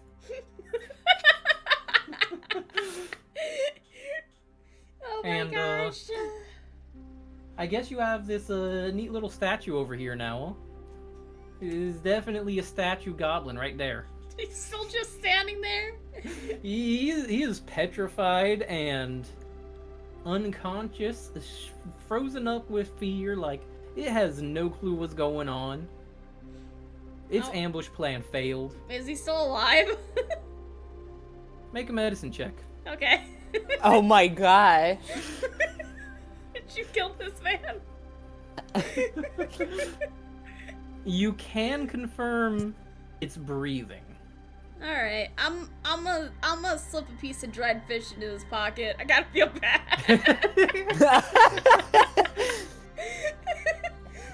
Just one though. One piece of fish. As you do, and it's like, oh, I'm not going to die. It gives the slightest of nods, and then it just falls backwards. And is passed out for like a light on. So, Clegg is going to pull out a bottle of very fancy wine, open it, and pour it on the bisected goblin in its Why? memory. In memory. Let's see. Can That's I a vintage. move? You shouldn't be wasting that. Oh, he's not wasting it.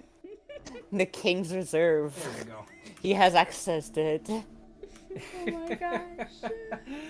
In memory of that other goblin who just got bisected by your butler. All right. Wow. Well, with the ambush at the door out of the way, the door hasn't opened yet, so Alright, Makara knows what to do, so Makara will kneel down to where the other carvings are. And he'll take his hook and start carving into the door. I'll scoot you out of the way, and you're free to draw on the door. I'm from free this. to draw? Okay, cool. Yeah, Hold you're on. free to doodle on the door. Hell yeah, I get to doodle on a door. I'm jealous now. You can carve a memory too if you want. Oh my gosh. You just have to remember, it's asking for one good, one bad. What if it's good and bad in one? You're playing hardball there, Earl. I'll let you decide, I suppose. My draw's As done. Makara carves what appears to be a fishing net into the door, It sure is. a illusion of the time being thought of will manifest. What memory are you imbuing into the door like this? It's a memory of one of his first times fishing with his father. And he's trying to learn how to throw out nets. But he fucks it up real bad and gets tangled in it. But he stands up and now he's got a cool t-shirt, so... That's the shirt origin story. Yep. He got tangled in a net Nice. trying to learn how to do some net fishing, and now he's got a cool t-shirt. Alright, we'll see what Dominus is focusing on with the memories before the door makes any judgments then. I will say that one's a mostly positive one, so... It's a baby Yoda, what is that? I think that's a goblin being cut in half. Oh my god!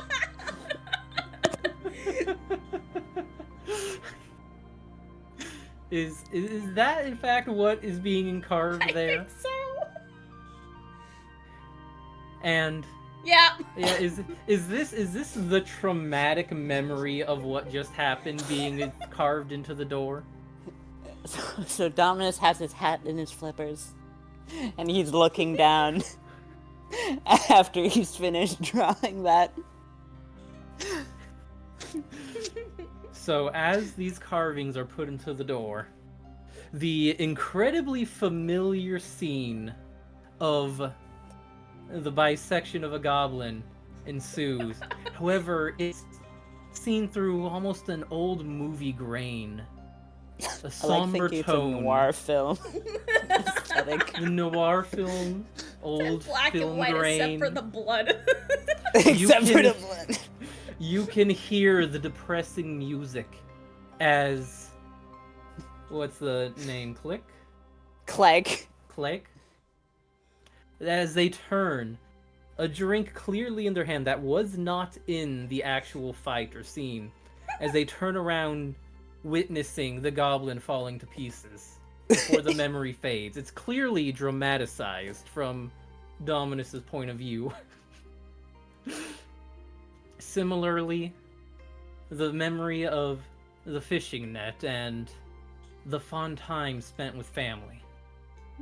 Those memories seem to linger into the door. The grasp in your mind slipping a little on them as it becomes a bit harder to recall. But the door opening as both the word sin and the word... Which one did I even have? Victory? Yeah. The word sin and the word victory in the runes both light up, and the door opens. The light from the spire illuminating inwards into an otherwise dark room.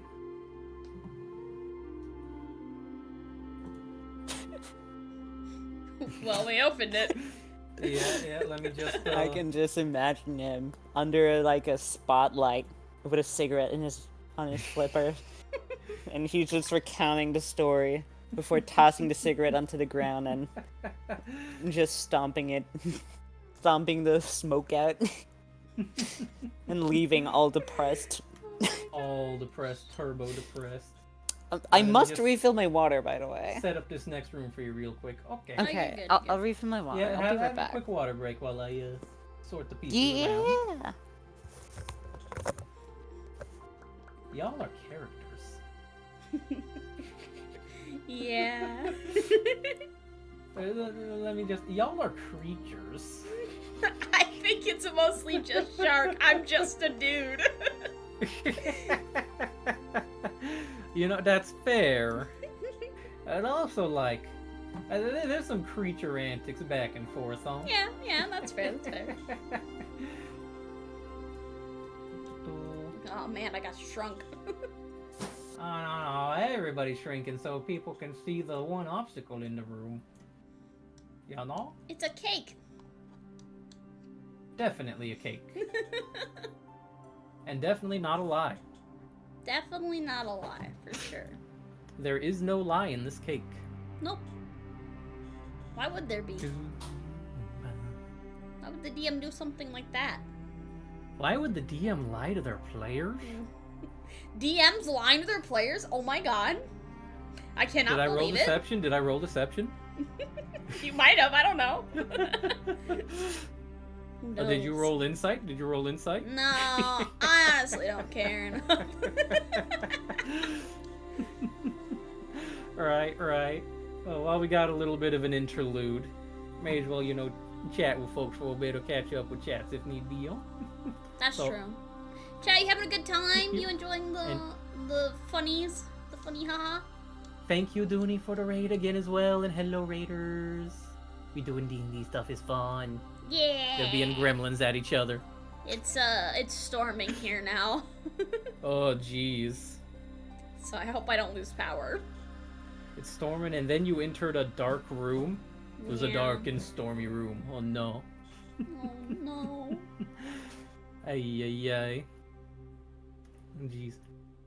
Could be better. Lying to the players? I wouldn't dare. Prepare to roll sixes. Ay. Yuff. Antics galore. Nah. But as soon as... as soon as that shark returns with the water, we shall carry on to the next room. And... yeah, but wait, I hope the days get better then, Because if they could be better, well, I hope they do get better. Oh yeah, it will be raining kind of hard out now. Oh, jeez. Oh jeez. Oh, jeez. They'll probably Oh, be fine. jeez, North. But if you I lose hope me, it's you know where fine. I went. If we lose you, we'll blame the voices of the fish. Yeah, it was the fish. He took my soul. The soul. Goddamn fish. Ay. I feel like it's very important to emphasize with that fish. And that is their proper name. Sir Fishington, Envoy of the Royal Family. Pardon, Sir Fishington, Envoy of the Royal Fish Family, Prophet of the End, Peacemaker. That is the full legal name. Full legal name. Full government name. The full government fish name is true. Wait, what I miss? Did I well, miss come back. anything? It's okay. Just silly bit of lore about Sir Fishington, Envoy of the Royal Fish Family, Prophet of the End, the Peacemaker. That's their full legal government name. Oh. They're not just being dramatic. Their entire species is being dramatic. It's awesome. Alright. So, as you enter this room, we have a few things to address. First of all, the darkness at the edges of the room. The light illuminates a path across the room into a doorway. But the path is a little bit broken, with a giant chasm in the way. And in case that wasn't bad enough, the chasm seems to be spewing wind. Gusts of wind that hold sounds that resemble the screams of the damned.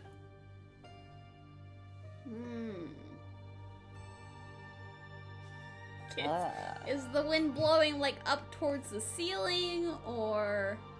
Is It's it cold blowing- air? It's blowing up and kind of out towards the door you came from. It seems to be trying to push you away from the hole and the door that you want to go to. Is it cold or warm, the air? It is unfortunately warm to the point where it's like, well, remember those infernal screams of the damned? Yeah. And the ones coming from the well? Yeah. It's got a bit of that whiff of sulfur too. It's unpleasantly warm. Does Dominus hear these voices? Because he don't believe in ghosts, though. True. Dominus does not believe in ghosts. He is an atheist penguin. But Clegg is not an atheist. Clegg is not an atheist. Oh, presented with this chasm in the darkness. What do you do? It's windy. So...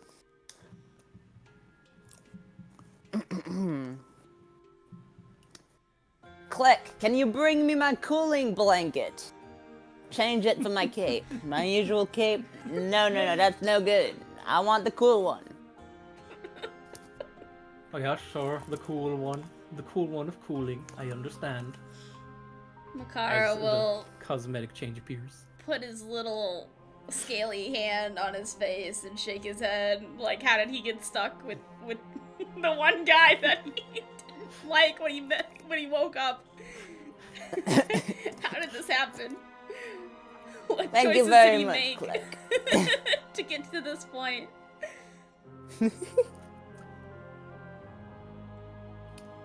I don't suppose you can fly or anything, Penguin. Fly? Mm-hmm. Do you take me for a flamingo? I'm clearly a penguin. I cannot fly unless in water. While Dominus is talking, the butler gives a apparently not as subtle as they thought look towards Makara and goes, kind of like, I get it type of nod, but doesn't say anything aloud.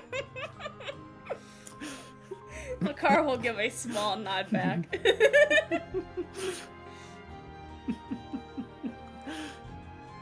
Alright, so Dominus was saying? Well, you see, we penguins don't actually fly, you average sir. I We thought I don't know, swim you in had water. magic or something? You have a little pointy hat, so... Of course I have magic. Well, can you fly over there?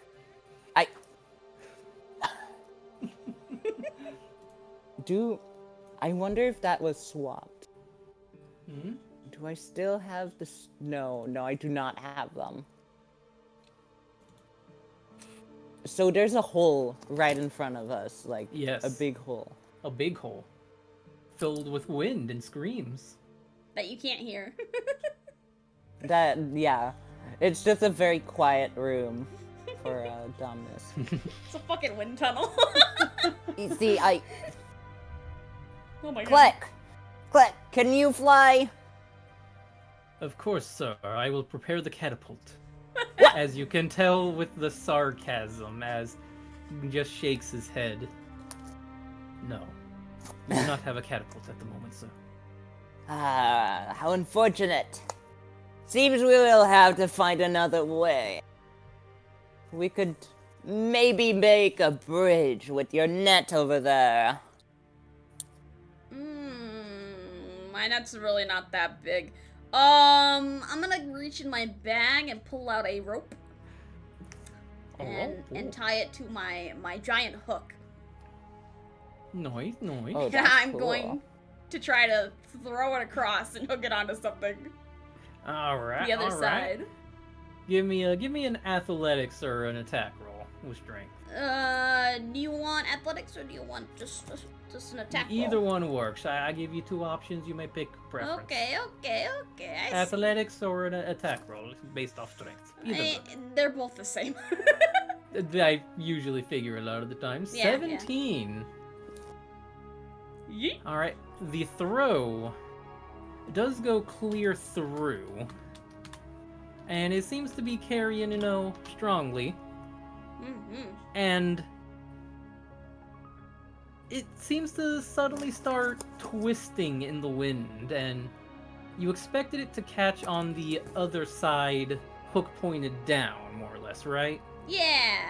Grab onto like a stray the- rock or on the ground or The something. the extreme gust of wind seems to have twisted it. It's a little bit upside down in the wall at the moment.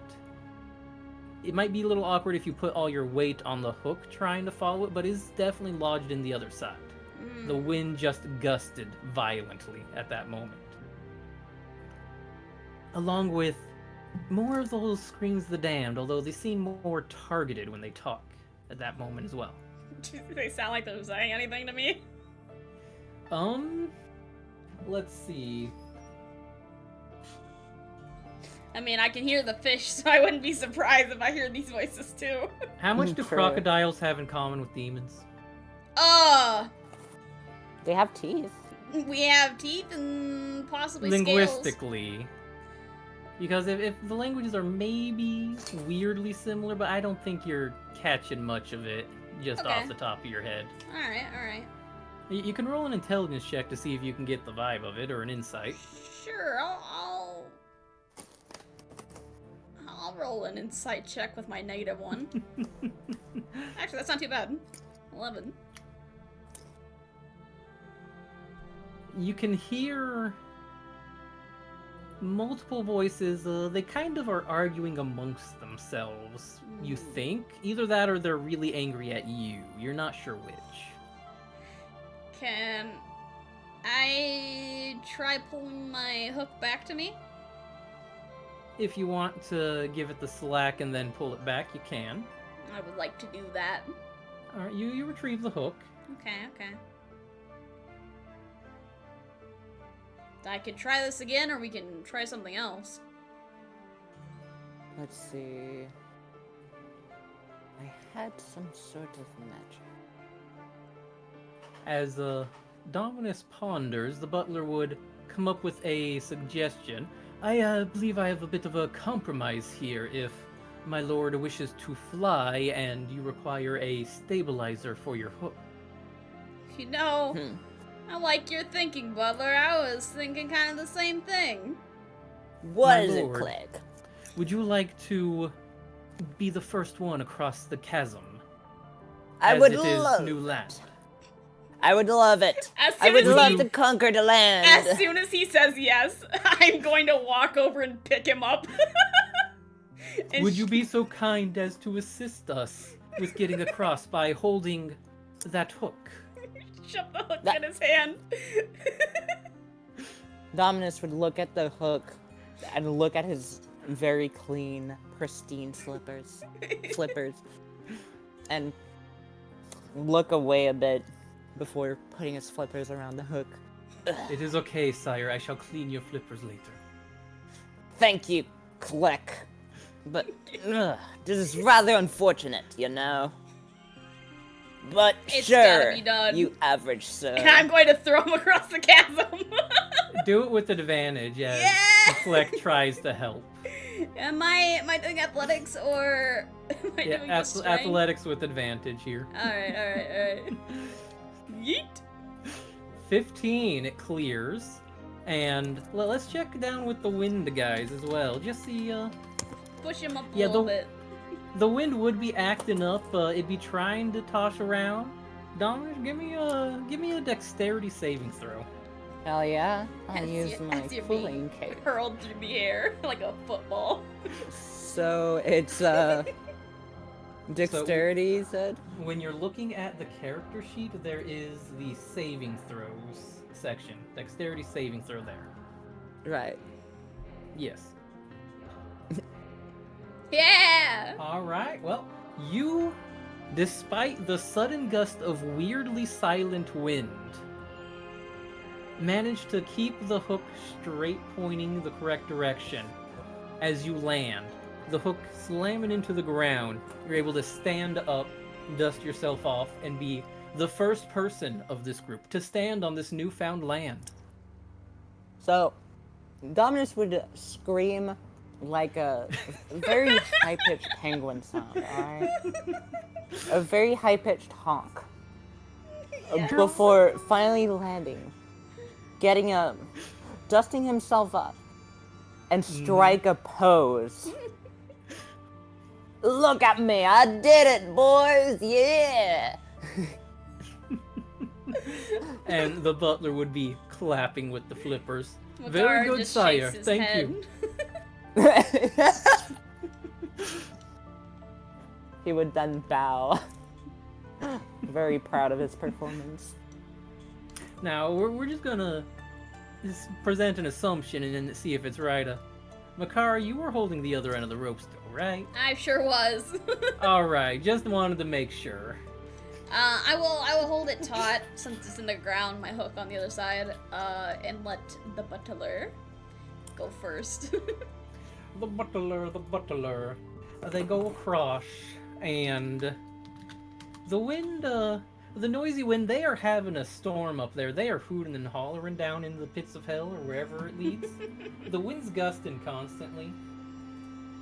But that's not enough to stop the butler as they cross quite cleanly and go, "Alright, sir, I will clean your flippers now." And just get to Thank you very much. assisting Dominus's ego. He would hold out his flippers, all proud, closing his eyes. Alright, I should move people as well. Well, there we go. Alright, I suppose since they're doing that, Makar will just go. I'll just go, so... Yeah, he'll like You... try to jump most of the way so he's not like just falling. Alright, give me an athletics. You got it. I'm pretty good at these athletics. Yeah. Oh, that Strong. one's not Oh. good. Oh no. Oh my. Oh my. Well, as you rear to jump, you do what is mighty known as get distracted by that fucking fish. No, not the As fish. mid-jump, Sir Fishington, envoy of the royal family, prophet of the end, the peace speaker must be... And the fish is just looking around for a moment, looks down at Makara on the rope being blown about by the wind. Oh, my message will be... And then it just fades away again. Oh my god. So, there's a mighty bout of wind down there as it's tossing about. Let's see. Wimby. It is still windy. It seems to be dying down slowly, but it's still windy enough. You gotta put some effort into getting up that rope right now. Yeah. I'll start climbing up that rope. It's But gonna be Dominus, on Oh, the other hand, raises his voice. Average sir, watch out! And then what? start pulling on the rope as well. the butler on the other end. going may as well and starts pulling as well. So you do get up safely without having to exert yourself, Makara. Oh, that's good. As you see, Dominus is clearly... Dominus needs a strength check real quick. Just Oh, athletic boy. How strength. strong this penguin. Mm-hmm. Alright. And... bada boom, bada boom. Remarkably, Dominus is actually the one doing most of the work. The butler doesn't wind up putting on a show or anything. It's just... they're both pulling, and Dominus is actually putting in a strong effort to help you up. Oh, sweet. Hell yeah. He's totally a tsundere. Ay, tsundere. So, with that, with a brief stop in the gap, the party is across the way. Woo! Ooh, indeed. Woo! And, well, there appears to be a doorway, and the doorway appears to be what is known as unlocked. So, there's no real obstacle in the way for you now. But let me do... There we go. Let me prepare the next room for... Oops. Thanks for helping me, Thank penguin. No problem, average sir. Of course, I would not let a, No, forget about it. I said nothing. just doing my job as a prince. Kara just kind of shrugs.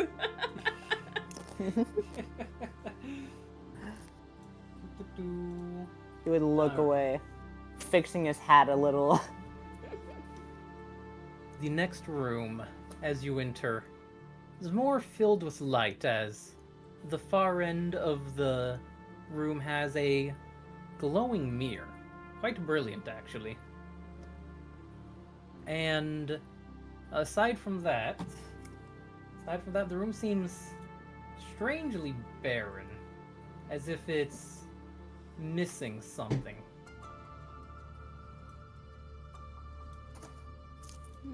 Oh, there is the room and there is the mirror.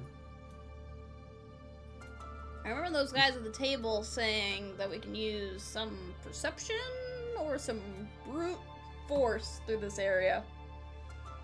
Perception or brute force, you say? Mm-hmm. Dominus would waddle to the mirror and admire himself. Of course he would. Roll me a perception check, then.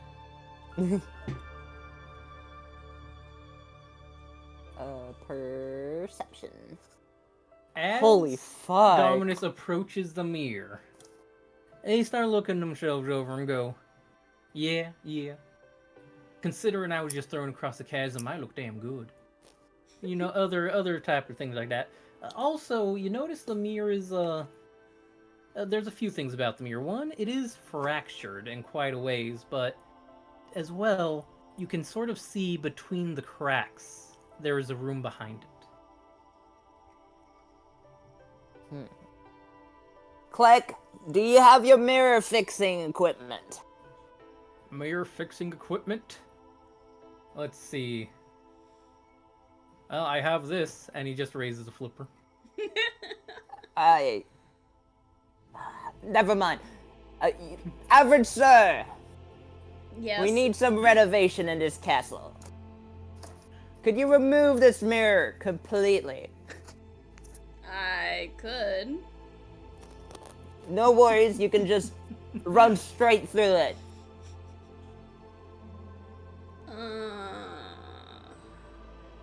What's in it for me?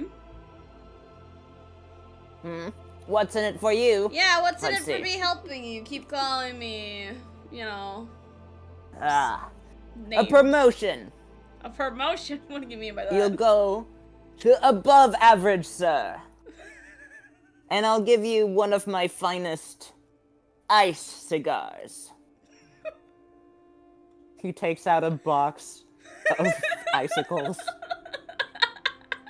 showing off a few of them before putting one in his mouth. Oh my god. A puff of cold coming out of the tip.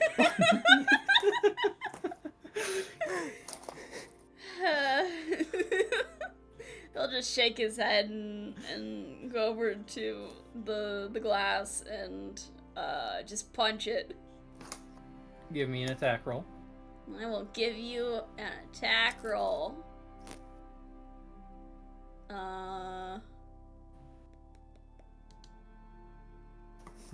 There we go. All right. I think. All right. So, as you punch it, something notable happens. One is that a bunch of fragments seem to splinter off from the mirror and float in place magically in Dominus's point of view. As Makara sails straight through the mirror, a brief shimmer of magic seeming to appear, then boom, Makara's gone inside the mirror. Makara, in your point of view, you see the next room, full of various elements, but the passageway behind you seems to be a little bit wall after that. So, Alright. I'll Dominus, just sit off to the side and wait for the other two to come through. What the? You ordered them to punch the mirror, more or less, and they punched the mirror. And when you look at that, they just kind of went. Click. I gotta really stop smoking these cigars. I think I'm starting to see things. Oh my god! So, he would start waddling towards the mirror before poking it a little. As you poke the mirror a little, like physically poke it with your hand, right? Your flip. With the flippers, yeah. Yeah. So, you poke the mirror a little, and you are suddenly met with a brilliant force of magic. Your butler is standing to the side as you clearly investigate, and you suddenly see yourself touching the mirror in the distance, and similarly, another you standing next to your butler.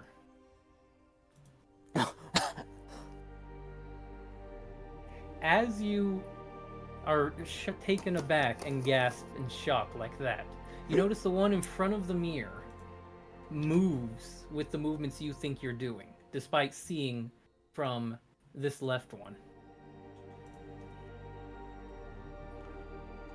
Oh. What the? These cigars are And- definitely not mine. The one on the far right is where your voice comes from as you talk. Oh my click! Oh, this is Yes, bad. What's Please going on, throw me sire? against it. Throw I- which you? Whichever one you feel like. Go ahead, do a strike. Click pauses for a moment. And let's just see how well their sanity's been doing under your employ. Oh no. They're a little bit, not too happy with their employee recently. They've been asked to do some unreasonable things. You asked them to fly?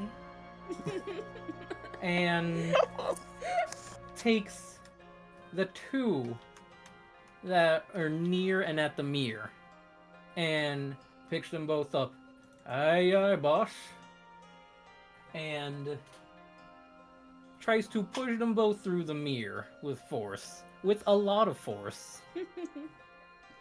As the two of you that move and talk vanish into the mirror, leaving just the you that sees on this side. Oh my gosh. Alright, boss. I keep doing it. Well done, Click. And note, Klek can no longer hear you, but Makara suddenly hears. Because a Dominus that can speak and can move is there, but not a Dominus that can hear or see. Okay, hold on, before... Does, in the room that we're in, is it dangerous? Should I grab him? Well, you may, let's see. I will put the guy who's not there off to the side. This is roughly what the room is looking like. It's, Alright. if you don't want him to walk into the deep fryer on accident, you may want to. Or the giant lake in one of the rooms. Yeah, I'll just, like, grab onto him just to hold him. Grappled in place. So which one feels like sensations? That would be the one over here. In the Oh. mirror room. That's the one that sees and feels. That's the one that perceives. Okay, so it's not feeling being picked up on the other side. And you'll notice you don't hear your own voice as you talk. Thank you so much for sending my, handsome doppelgangers through. Now, it should be me next, right? And then he looks around. Wait, I can hear my beautiful voice. And all these gestures and words get heard by Makara as I'm just Bird so flails confused. around. Sounds like the ramblings of a madman. Let's see. I just wait for the butler to handle it. The butler is going, boss. Boss, what's going on, boss? So, Dominus would start blinking intensely, trying to think of a There's way to something- get out of this predicament. There's something not quite right here, boss. You think I'm I not don't sure. understand that? I'm not sure what's going on here, boss. I'm not sure, honestly. When I know what you've taught me to do. Anytime a situation like this comes up, I know what you've taught me. It's to stop thinking, you absolute imbecile, and follow my orders. Yes, that is exactly what I told you to. Wait, what are you doing? And with that train of thought, the last piece of Dominus will be picked up and shoved through the mirror. As suddenly, Dominus, you find your senses snapping together as you are in the arms of Makara in the next room, being held still. Oh, goodness, Clark, no! Ah. Oh, Hey, good morning there. Took you a while. Crazy penguin, and I let him go. Falling to the floor, he would drop his box of cigar. You don't need him anyways. Top is slightly at goodness. an angle. Be careful there. Those are fragile. Not that I'm gonna be smoking any of them anytime soon. And after that, the butler is pushed through with brute force going, well, that was cathartic. Well, everything worked out. Seems good to me. And as you are all regrouped in the next room, as it were, we have the Room of the Elements. Notably 5-ish rooms, with pretty clear implications on Oh what my each room goodness! is. We Hello, have welcome in, water Kari. room, fire room, ice room, a room that's Thank caved you so in, much and for a the room that just seems to be raid. swirling clouds. How was your And I do see some stream? raid messages going in, so North, do take care of that. Get that. I got it. Welcome in, Raiders, welcome in. How's it going? We're playing some D&D. I hope you had a nice Sorry. stream. Yeah, Sharku. Kari, I thanks so much for the love raid. Hope I you love had you too, fun boo. playing some Hatsune Miku, colorful stage. I just wanted to say that before I take a sip of water. But yeah, we're playing some D&D, Fair, so I'm fair. sorry if I'm not as Man, I'm having too much fun. interactive, but welcome in. My name is Northern Kiss. It's nice to meet you all. I'm a big scary soccer dragon, and I yeah, mean, you're I play having games. just enough fun if you're enjoying the antics. Huh? Oh my gosh. Oh, absolutely. It's storming. Guys, it's storming. Oh my god. It's storming so oh my. much. Oh, Well, goodness welcome back from gracious. the storm and the raid. Thank you, Buzz. Thank you so much for the follow. Welcome in. Thank you so much for the little hatchlings. Yeah, we love D&D. Yeah. It's Yeah. a silly one shot of mine that I got friends here to appreciate with, so let's go. Yeah. I'm having so much fun. So, Man, as we too much were fun. when the raid came in, you find Sorry. yourselves in the Hall of Elements. Hey, don't worry. Okay. I understand raids and people wanting to support you. You gotta be like, yeah, heck yeah. Heck yeah. And you know, I'll say as well to them, thank you for raiding North, doing the one shot. It's Yeah. always good. She's really cool. You're is really very cool. cool. Nah. Dominus, on the other hand, I can't say the same for that guy. Listen, he has a good heart inside somewhere. Well, Trying. Somewhere. we still He's gotta find trying. that. You still gotta find that. So, Yeah. the Hall of the Elements. The 5 elemental themed rooms do seem to exist. Water, fire, ice, cave-in, clouds. You can take a look at the rooms, although if you do, let me know which one and roll perception. Dumbest will waddle towards the quote-unquote tropical paradise that is the ice area to check it out. Waddle, waddle, waddle, waddle. So that's Then perception. he you said? waddled away. Waddle. Yeah, that's perception. So, as you look into the room, there is something very important you notice in there. Ice! But also a big button in the far end of the room. but That- definitely wha- the ice. What color's the button? What color is the button? The button is currently a very dull red. Okay. It's not like bright danger red, it's just a very dull red. Okay. Clark, did you bring my lounge chair? I'm gonna go for a little bit of a relaxing, tan right here. Your chair didn't seem to be in the earth here. I'm Ah, surprised I was in the earth here, to be honest. goodness gracious. That's fine. That's fine. Let's check the other rooms out. Alright. Hey, above average. Above average, sir. What you looking at there? We'll be looking at the water room. The water room. As you're looking at the water room, you notice it is in fact a room full of water. Wow. It's so much water. It's like you got a good 45 feet down of water with a button at the bottom. Oh. And possibly something else. Give me a perception check. Perception. That was persuasion. Perception. Yeah, you notice a open chest down there with a bag inside it. Down at the bottom of the water room.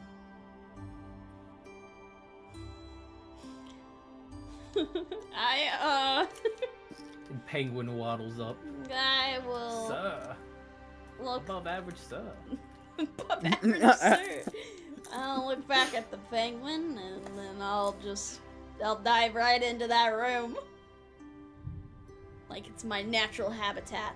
Splash. Splash. I'm going for that chest. Going for that chest, I'm so going for that chest. now crocodile fine underwater, yeah? Yeah! They hold their breath for a real long time. Well, you'd find that the main challenge of the room would be the fact that there's a lack of air, and there's not really many obstacles on the way as you go check out that chest. That's okay. I can hold my breath for a really long time, so. Right. So, you get down there, you open up the chest. There's Dominus, like, just gawking at the water this whole time as well. You just spectating. So Dominus would, like, squint his eyes a little and peek his head into the room. Try to sense the fresh water air. But nothing. But there's nothing. Alright, What give me the- a nature check.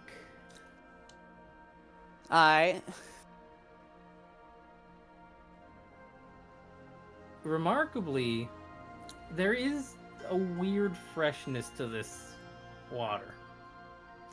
There is almost the smell of the sea. You go about, despite it being in an enclosed room that should not be making that. It's a smell of sea breeze. I see. Mm-hmm.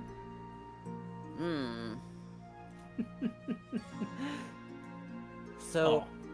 Dominus would put his little feet in the water and sit there, watching. Well, Dominus splish splashes playfully at the beach. I he mean, was sits there taking and a watches. bath. Bow, bow, bow, bow. There is the bag in the chest in Makara's hand. Yeah, I'll take that You- bag and then I'll swim over by the button.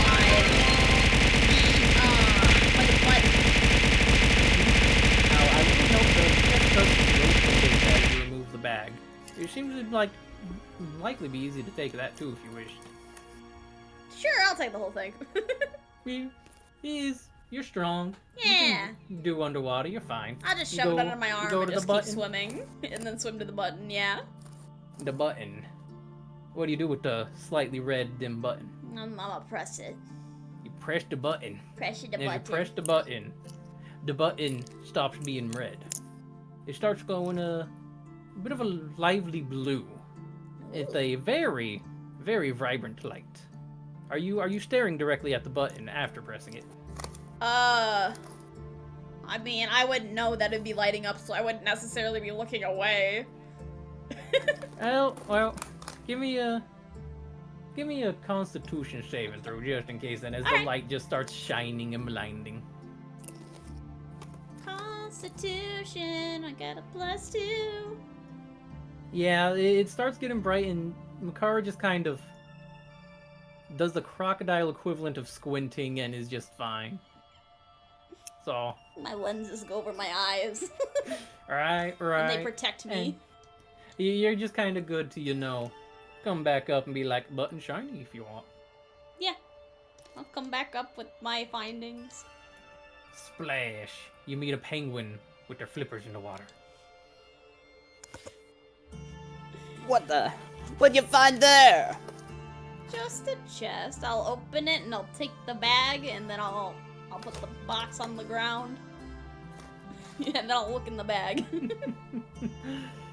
Dominus would excitedly get up and check inside the chest.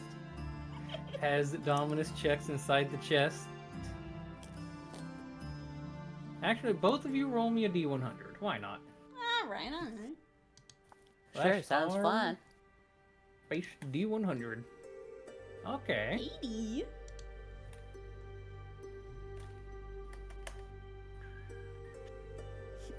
Alright. So, Makara, you're opening this bag and you'd probably expect gold coins and the like. Because this is kind of treasure bag in a treasure chest, yeah? Yeah, something like that, or at least something water related. As you're looking through it, there does seem to be a few things amidst the gold coins as well. Ooh. Does seem to be a particular ring. A ring? Yes, a very shiny ring. Very shimmering. Made of a blue stone. Ooh. Does it look like the wedding ring from the carving? It does not Oh, look okay. like the wedding ring. Alright. Can I tell if it's magical or anything? I mean, given the location, you can take an educated guess, but if you want to tell for sure, give me an arcana. Okay, I would like to tell for sure. I'm probably not going to be very good at this, so that's okay. That's okay. You found a weird blue ring in a magic water room in a magic tower on a magic planet. Woo! I'm gonna put the ring on my finger. Probably magic. I'll put the ring on my finger. As you put the ring on your finger, something will happen, but first, Dominus, you're investigating this chest, right? Yes. I would like you to give me an arcana check as well, or an investigation check.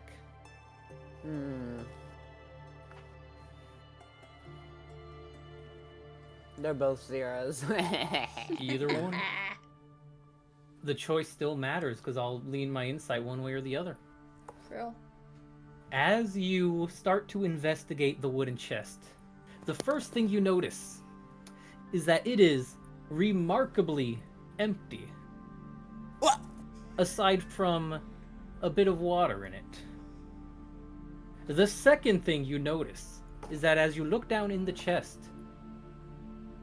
you'll notice that the water level is surprisingly deep compared to the depth of the chest if you look from the outside. There appears to be more space inside this chest than outside it. Oh my god, it's a chest of holding. What the? Click, check this out. Yes, sire. What is it? Look at that. We can hold so much water in this. Imagine how many fish we could keep fresh for years. Very well, sire. Shall I carry it for you? Absolutely. And just sort of picks up the chest and turns toward Dominus. Would you like to store anything before we put it away? Let's see.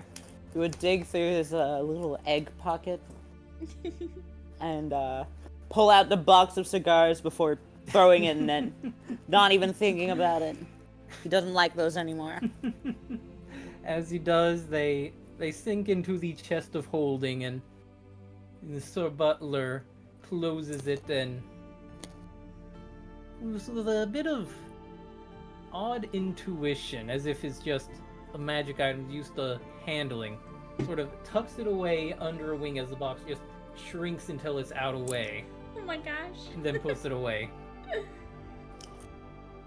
Thank you, Click.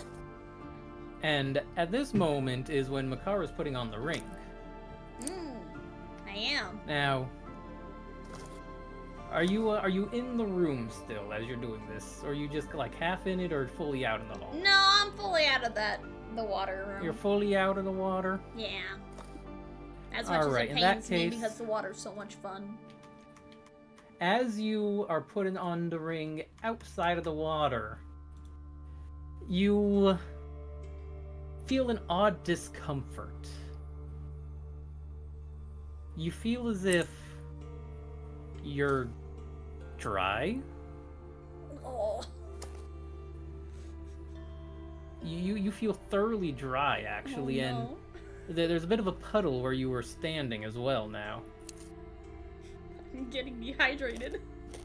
You don't feel dry internally, just Okay. your scales.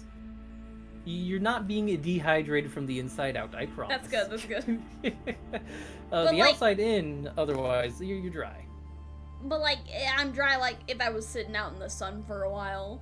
That kind of dry? You're dry as if water hadn't touched your scales in the past hour.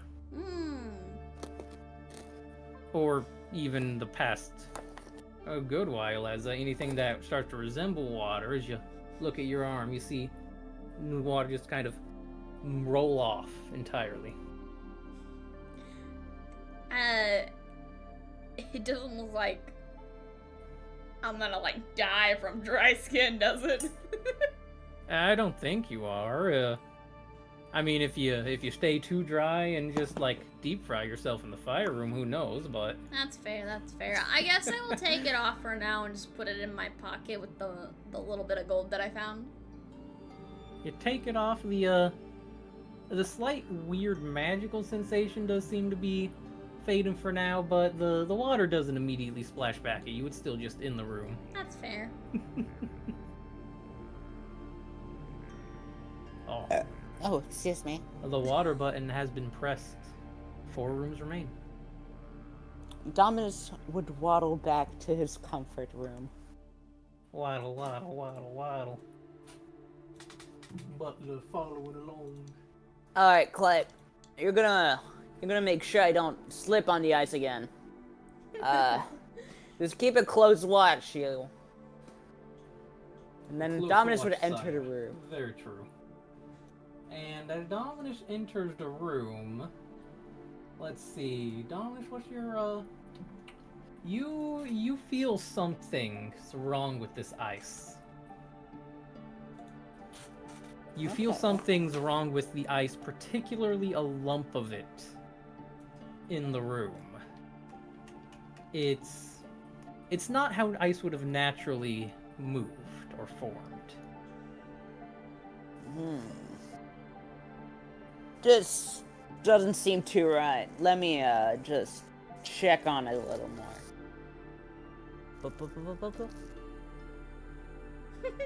I would ask for nature, actually. Oh, nature. Yeah, nature.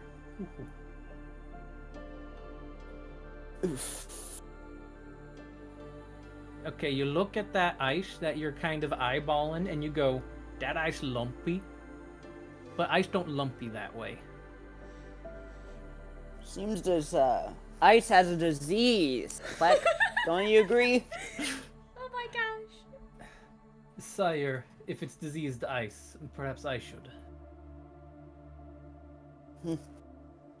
No worries. I'll handle it this time. So, Dominus would slowly turn his hat a little bit Mm-hmm. and turn into a little penguin. Turn into a little penguin. Just a little penguin? Yeah. Alright. The smallest penguin species, the little blue penguins. Little blue penguin, go. And he would have his hat backwards before he starts to breakdance on the lump of ice. What the heck? Uh-huh. So, let me just grab something real quick, since this is the wild shape, y'all. Yeah. Let's see, rules. 1/4 a little. Okay. Well, as you're doing this, let's see. Let me just grab a stat block for you from somewhere. We'll go like the small.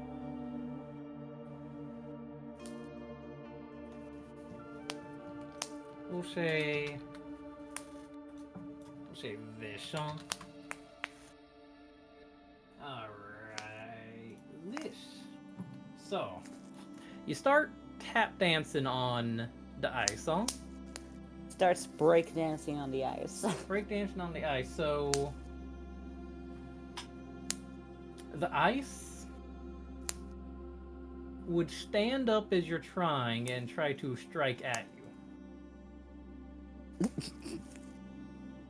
So, let's see.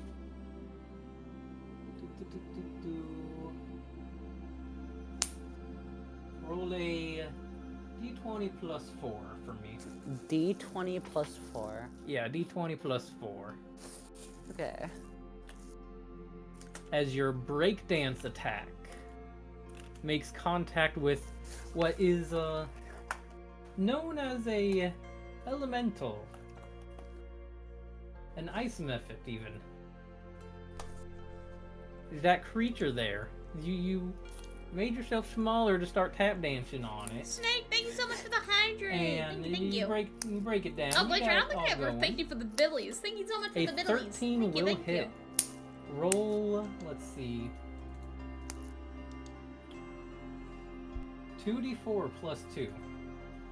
2d4 plus 2. Yep, 2d4 plus 2.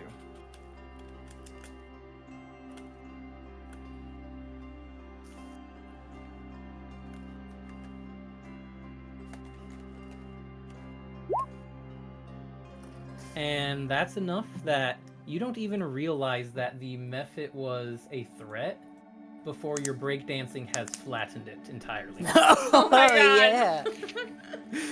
So You mess with the prince, you're gonna get smoked, yo! the And he does gang signs at the same time. the ice seems to flatten out, and you swear you heard, a random sound, but that might have just been the ghost talking, so you might not have heard it too. Mm-hmm. He doesn't hear it, but he hears something, alright?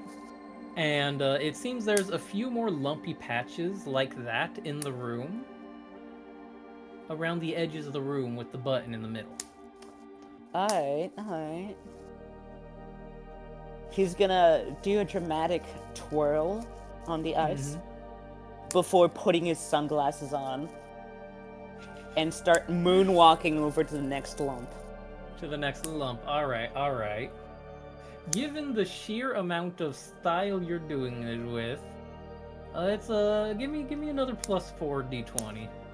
Okay. And Makara, if you're watching this, I sure am. you see what's going on with the ice meth. It's the little tiny elementals. As do. the even smaller penguin is trying to breakdance on them and succeeding. Roll another 2d4 plus 2. Perfect, because I wasn't gonna say anything anyways.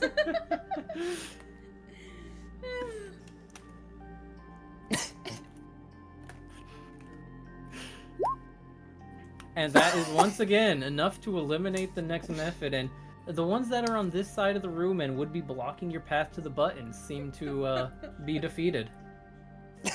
Holy cow, he made it to the button? You made it to the button. Oh yeah, I'm cool as ice, baby!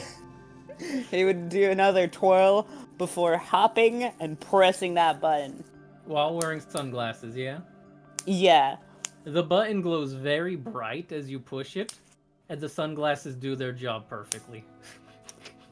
Hell yeah. Then And he's gonna jump on his belly mhm. and slide to the other side of the room before moonwalking back to the middle and doing a twirl and tipping his hat. Oh my god. He's just cool, alright? Give me a performance roll. Yeah! Yeah, make a performance. Oh. It is actually as cool as Dominus imagines. Fair. And don't I have some dramatic magic here?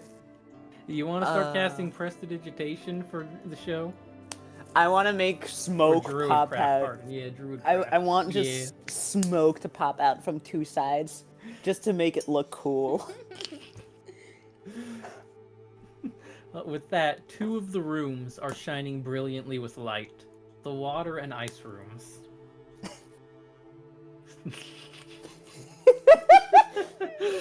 Uh-huh. And the tiny penguin, I imagine, emerges from the room eventually. Oh yeah, he comes out of the room. And they're even shorter than usual, Makara. Still wearing the hat backwards and the sunglasses, arms crossed. I'm just gonna ignore him. Alright, well, we have the Room of Flames, the Room of Stone, and the Room of Clouds left. Do you wish to investigate any of them? I guess I will go investigate the cloud area. Cloud area. Yeah. As you approach the door, it's very important. Do you take a pause and look at the door? Or do you just kind of go? No, I'm not going in. I'm looking. You're not going in. You're looking in. I'm looking in. All right. I just had to give the common sense check. That's fair. That's fair. Because you could have opted into just running in. I'm fucking Wile E. Coyote myself. As Makara approaches the door, they see the clouds are incredibly thick, although they seem to be swirling in a weird pattern. And as you're nearing the door frame, you kind of look down, and there's not floor there. Yeah. So it would have definitely been a Wile E. Coyote moment. I get it. You'll notice it's also day in whatever this outside area is. There's no specific sun in the sky, though, but there is the warmth of sunlight. He sticks his arm in just to get a little warm, like, oh, that's nice. Oh yeah, it's nice, a little warm. Is right above the clouds even, so it feels like, the best sunlight you get in a long time. Yeah, especially since I was just dried out. Right. I guess I'll look at the other room next to me since I'm over here. This one seems to be really straightforward. There's a bunch of rock in the way. It's caved in. You feel like if you felt like moving stuff, you could just move it out of the way with enough force, but it's a bit hard to get in the room when it's blocked off, huh? Yeah, that's fair. I'll start moving stuff then. Let me start moving stuff. Alright. Give me a strength-based thing real quick, just to see how you're doing with it then. And you just want to strength and roll? athletics, something strength-based. Oh, that's not good. You're taking it leisurely. I'm not too worried. Yeah, you figure the rocks aren't gonna run away on you. Yeah. I imagine. I want to take my time, not to You're cause taking them to your cave time. in. Yeah. Yeah, taking your time, getting rocks out of the way one at a time. Tiny Dominus and your butler, are you doing anything as you see Makara just start moving rocks like one at a time, maybe 2? Maybe casually tossing them into the cloud room or ice room just to get them out of the way. Who knows? So, I'm definitely tossing them in the cloud room. Yeah, Tiny Dominus, alright? Mm-hmm. He just walks all proud to the pile of bricks or stuff. And then I Yes. drop a rock and accidentally crush him. I'm just kidding. Oh no! I'm kidding. Looks all Yo. proud like. Yo, above average, sir. How you doing there, buddy? Do you need any help, pal? And he does hand him. motions. He's trying to be as annoying as possible without noticing he's annoying. Makara will look around the room, see nothing, and then continue to move rocks. Because he doesn't look down. You see like the head of the butler, who's pretty tall, but it's Yeah. clearly not where it sounds coming from. I will acknowledge the butler, but I will not acknowledge this very small penguin. Ah, I see how it is. Then he readjusts the cap, getting back to normal. And unwild shapes and just back to normal as still short enough that that incident might happen, but it'd be more willful if it did. Hey, are you ignoring me, though? Oh my gosh, where did you come from? I've been here this whole time. Oh, really? Above average, sir. I didn't even see you. You ignorant. The butler would speak up. You might not have seen him because his hat was on backwards, and you would not recognize him in such a way. That's You know, true. you're probably right, yeah. Yeah, no one knows I'm the famous rapper. What? Ice cold menace.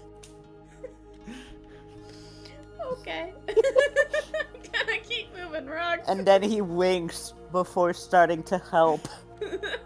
And the butler would assist as well, then seeing as the boss is doing something. And with time, the passageway would start clearing up. But, give me a perception roll, each of you. Yeah, perception. Perception. Sexual act. My rolls are bad. Let's see. We gotta make sure that, your good friend here rolls as well. Please. Alright. Click, please. Dominus, at some point as they're chucking bricks, you notice one of the bricks Makara tosses very, very violently into the room of clouds. Yeet. It falls, and then you notice it fall again from the top of the room, and then again. What the? And you are sure it's the same brick. Hey, you guys seen that? That brick's just falling over and over. Huh? What are you talking about? Look at the cloud room. The smoking one. Do I see it? You see it plain as day falling when it's pointed out. Thoo, thoo, Oh. thoo. Maybe I shouldn't be throwing stuff in there then. I will stop And throwing bricks As you, in that room. as you look around, you do notice all the bricks you tossed in there are now just kind of taking up their own space. Ooh, punching through the clouds. I made it so dangerous. Man, you really made this a little more dangerous. Almost good, sir. You also Wow. notice as the bricks are falling, they are disrupting the clouds, and through the thick swirling, you can see what appears to be a platform with a button on it. Oh shit. Can I grab a brick and throw it at the button? Make a ranged attack with the brick. gosh. Yes. How do I make a ranged attack? Basically just strength plus proficiency since you're throwing a brick. So, yeah, just basically an attack roll. Alright, alright. I'll just treat it like my great hook. And then my proficiency is +2. Yep. So, a 17. Okay, I'd say that's brick's got good weight to it. That's a good hit. It lands. The brick kind of shatters as the light flares up from that room. Does it look like I hit it? Yeah, you hit it right on. Yeah! I'm so good. And now you Dominus don't would need to jump in try. brick hell. Dominus would try to give a thumbs up, but he doesn't have any thumbs, so he's just holding a flipper up. It's like Lego hands where it's just like a little cup. Yeah, it's just a little cup. Mm-hmm. I will now continue to throw bricks into the sky room now. You may, and you'll find that the passage through the cave-in is relatively clear and easy to get through now, at least depending on if you just keep going for you fitting through, or if you just keep going enough for Dominus to fit through. Well, can we see the button through the... You do see the pedestal of a button at the start and kind of peeking out there, yes. Alright, then I'll just clear it enough for Dominus to go through. Alright. Dominus, claim your glory. Push Dominus, the would button. you mind? Absolutely. Almost good, sir. I will be going in. Thank you very much for clearing the path. You're welcome. He would get into the path, to the button, Evie Lover Rose! Marching Welcome in! Thank you so proudly much for the follow! to Thank you so much ready for to the conquer another room. Proudly marching. As you're marching with a little bit too much gusto as some of the rocks slip behind you and start blocking the path back out. Oh my goodness gracious! As they get in the way, I'll just clear him again. No, it's fine. I'm fine. I'm alright in here. Oh, I just gotta press the button over there, right? Yeah, go press the button. Alright, pal. I'm just moving rocks I again. got it. And as you push the button, it lights up as expected from the rest of the room, He leaving wasn't one wearing room his left sunglasses unlit. this time. What? He wasn't wearing his sunglasses Oh, give me a this Constitution save then. time. Yeah. Sorry, that's reserved for the little penguin form. Alright, we gotta make sure it's consistent, Deno. That's why I didn't go in the room when I was getting the sky button. As you push the button, it's really blindingly bright, but then you realize your flipper's right in the way, pushing the button, and you just shrug off the light. Dominus would walk out, very proud that he did all the work, quote unquote, He did all the work. before holding his Hey, yo, what's that? flipper fist Well, out. give me one more strength roll for Makara. Okay. Just straight strength. Yeah. 18. Alright, so the path is cleared for Dominus, as Alright. you hear skittering from the fire room. Oh. Skittering of creatures emerging. Little beetles. Little Wisps beetles. of flames for wings. That's kind of cool, though. They don't seem very friendly either. So, assuming you're not going to just stand there and get attacked, it would be time to roll initiative. Alright. Initiative. Let's see. Clear. Abadaba. 13. I got a Bibbidi-bobbidi-boo. 3. And these things get a 6. Wow. For a waddler, he's really fast.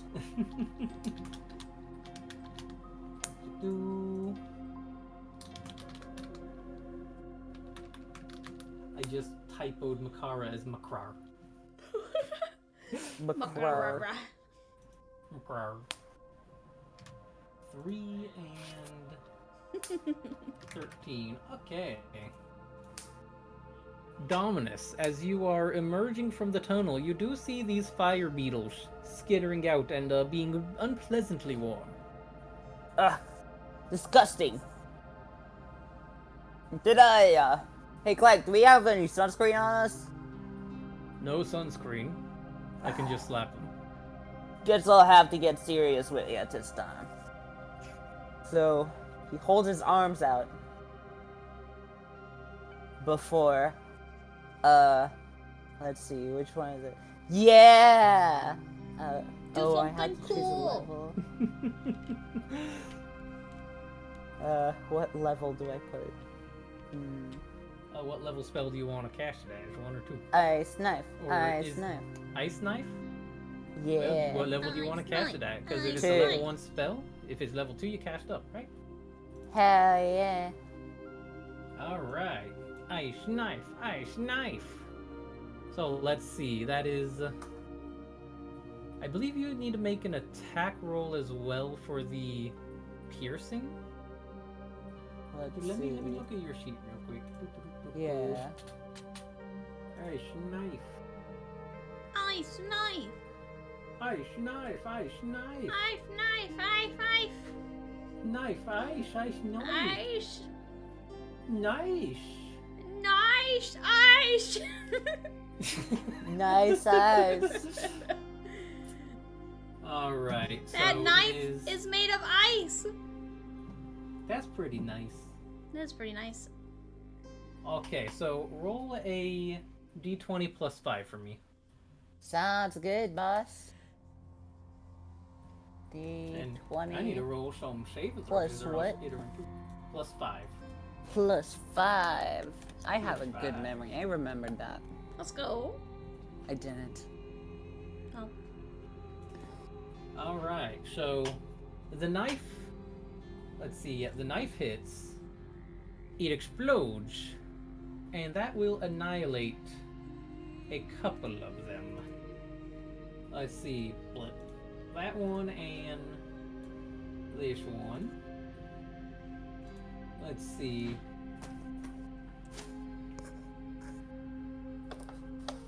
The other one, on the other hand, will flitter about and it seems to survive the explosion. It is wounded, but it's skittered around. Is it a full void or a half a void? One second. It looks like a full void in the text.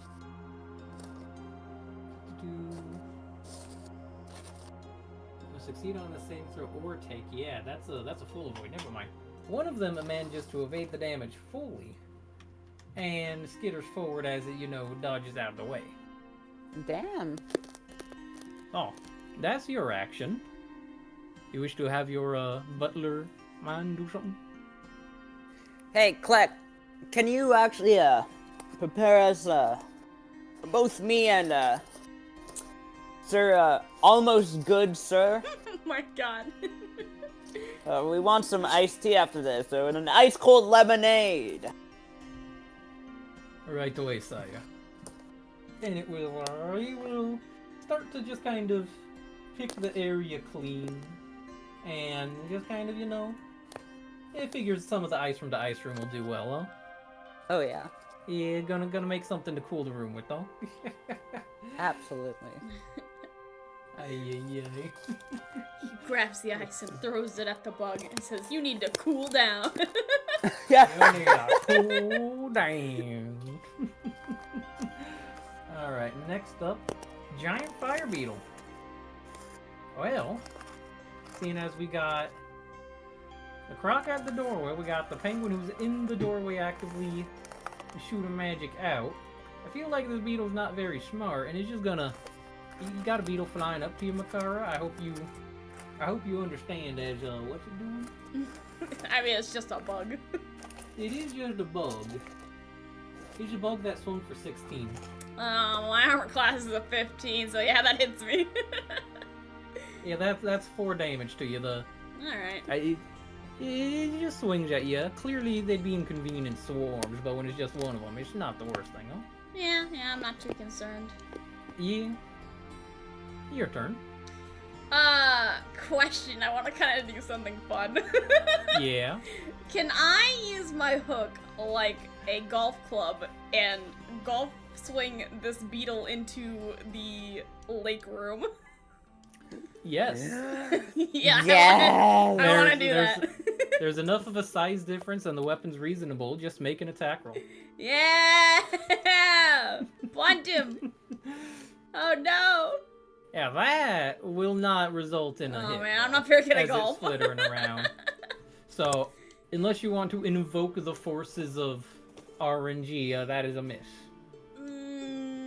I will take out my pebble and invoke the gods of luck and change my Invoke the fate. gods of luck. Alright. A D2, 1's natural fail, 2's a crit. Alright? 1 Okay. D2. Alright. What do I got to lose? You right?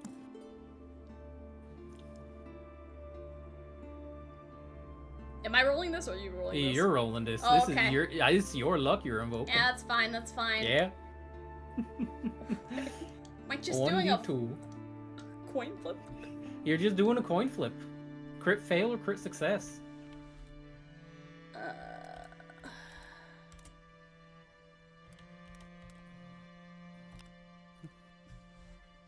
A 1.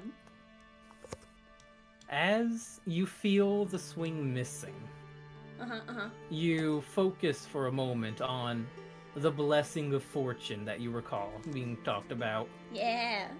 With a small prayer in your heart, you close your eyes and you keep swinging, and then you hear a splash. Yeah! And you hear buzzing next to you. No.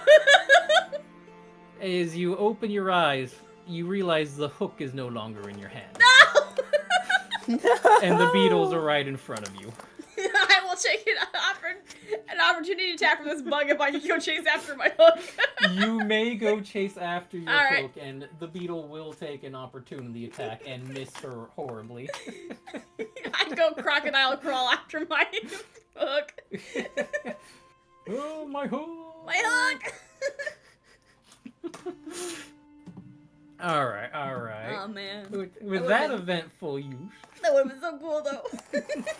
It would have been so Thomas? cool. you see the fire beetle stay there, and you hear more buzzing from within the fire room as well. More of them. That's no good. Gotta ice them a little harder here. And then he would finally Ice them. let's bring it out. Walks up, does really cool things with the flipper, huh? Yeah, his flippers turn to ice. Big ice knives. Takes a swing, and the bug flutters to the side as you don't hit the AC with the 10. What the? Grr. And you hear it buzzing around. Your butler is like got a whole bunch of ice shaved, and it looks like he's just kind of looking for something that suit as a lemon now for the lemonade. Oh, no. If you would like to order him to do something else, you can, but that's currently what he's just doing. Hey, Gleck. You know what? Here, boss. Scratch the lemonade. We'll just get some cold water later. But first, can you just toss some of the ice cubes at these bugs? Gotcha, boss. And Yeah, show your democratic passion there. What? they will make a strength throw as they just chuck ice with plus proficiency. That's 9. That is a miss. As just ice starts crashing on the ground How's it around going? the Welcome beetle. in, welcome in. Ah, shucks. Shatter, shatter, shatter. Shucks. And this beetle now is like buzz, buzz, buzz. You walked up to it, you started slapping at it. It's just gonna, be striking at you, trying to bite, and miss because clearly your cape is too glorious. Mm-hmm. And Makara emerges from the water with the hook, seeing everybody's just missing up there. It's almost as if you've invoked a chain of bad luck upon the combat with that. I would like to come up with a mouthful of water, since I have a big mouth, and walk up to the bug and just dump all the water inside my mouth onto the bug. just straight up go over it and blah. Yep. Yeah? Yeah. Yeah. Alright. Well, in that case, give me a constitution check just to see how much Okay. water you get in this. That's fair, that's fair. Yeah. Constitution. Alright, you got a heaping helping of water, and you do absolutely extinguish and drown this bug just with sheer quantity of water as you splash out. It doesn't stand a chance. Woo! And you do still hear buzzing from the Room of Flames, but you figure it's probably, they're not that bad, right? No. I want to go over and grab another brick. Gonna grab another I'm brick. gonna grab Alright. another brick. You grab a brick. We're gonna do second burst, same as the first, and look into the fire room to see if I can see the button. Alright, you see the button. You know what else you see? A bunch of bugs. A bunch of bugs. A kind of an ungodly swarm of bugs. Are Oh, they goodness gracious. in the way? Not necessarily, but some of them might be with how they're flittering around randomly. Okay, I'm gonna throw this Might- rock really hard at the button. Yeah. Give me a attack roll. Attack! Yes! So as you throw it, one of the bugs does flitter in the way, and the brick absolutely just crushes through it and connects with the button. Hell yeah! Just thud impact, bright lights, and suddenly, as the light fills Makara's the room, such a badass! the thrown bricks saving the day, you find yourselves flooded with light, far more than the buttons would cause themselves.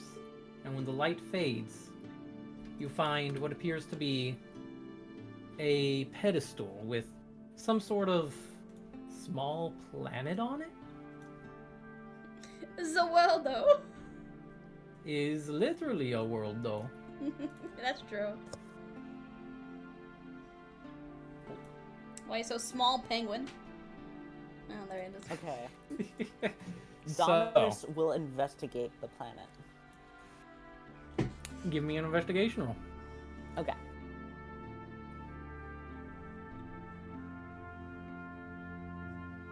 You approach the pedestal to investigate it, trying to look it over, and you see that it is floating there, magically even. Ooh. You notice you're having a little bit of time craning your neck up to look at it, but over time you notice, oh hey, you're now eye level with it. Wait, you're floating. What the? Hey, And I'm flying! the butler would respond, "You do seem to be, sir. Should I be worried?" No worries. It's always been my dream to do this. This is You awesome. told me penguins don't fly. Listen, dreams do come true. At this point, the penguin is currently eye level with the croc due to the floating vertically. I just smile at him with all my teeth showing up. And a kind of a slightly sinister grin. That's it. And as you go higher, you feel the magic getting thicker and thicker. Wait, something's getting stronger over here. What the? You want help getting And-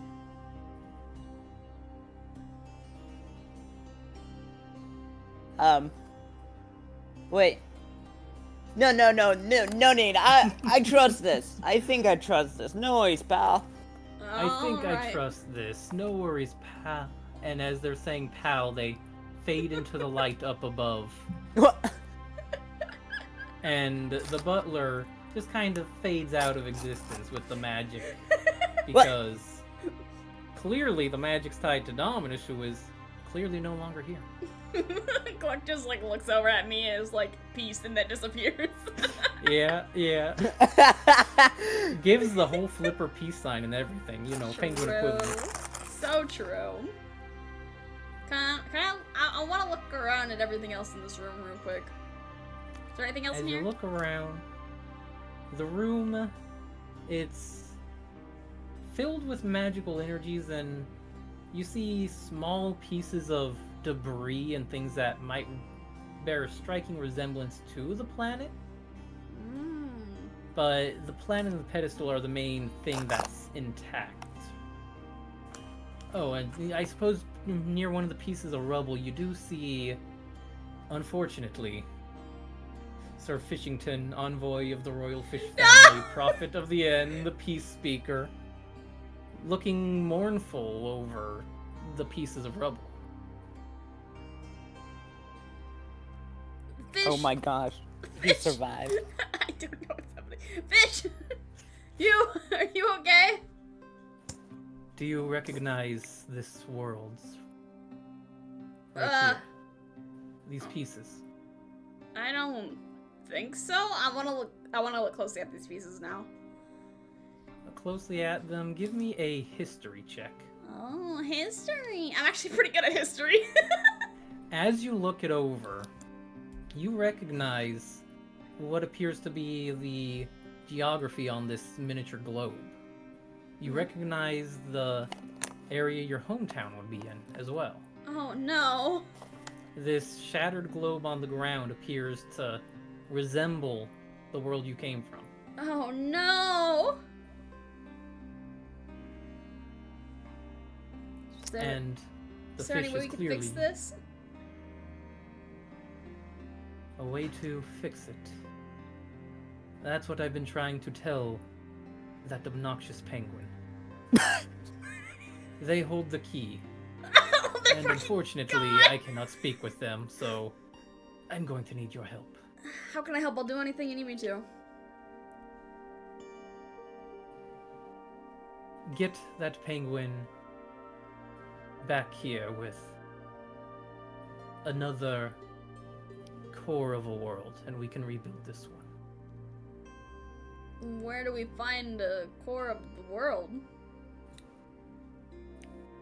Fish looks at you, starting to fade out. Oh, please Another don't leave world, again. of course. Another world. And it starts to fade out slowly. Oh no. Oh, now I'm left with a fucking moral dilemma. What the fuck? And you're left with the ruins of miniature worlds in the room and the pillar of light. Are like all the ones that are not on the main pedestal, are they all like broken and stuff? There's fragments of them that you don't see any fully intact globe aside from the one on the pedestal. Oh, that's kind of fucked up. You don't even see all the pieces of most of the worlds. Oh man.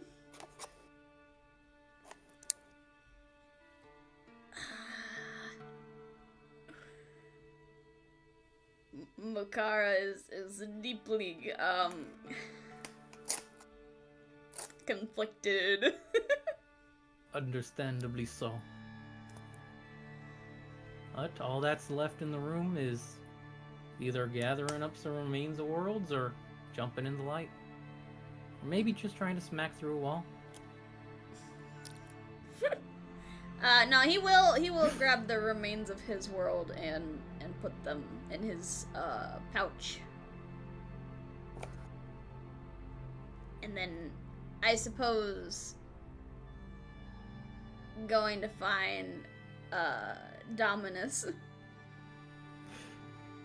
Well, as you approach the light, you do feel the floating sensation as you go up to wherever it leads.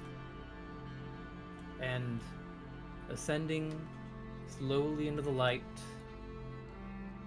both Dominus and Makara have ascended the spire east of Illersund and escaped this world. Their next adventures, we'll see if they happen. That is the end of the one-shot. Thank you both for playing. Oh my god! Fucking drop a fucking moral dilemma on me in the last 2 minutes of the game? What the fuck? Hey, so you looked for stuff, so I was like, I gotta put stuff there. Man, Dominus I is want like, more "Peace." now. Man.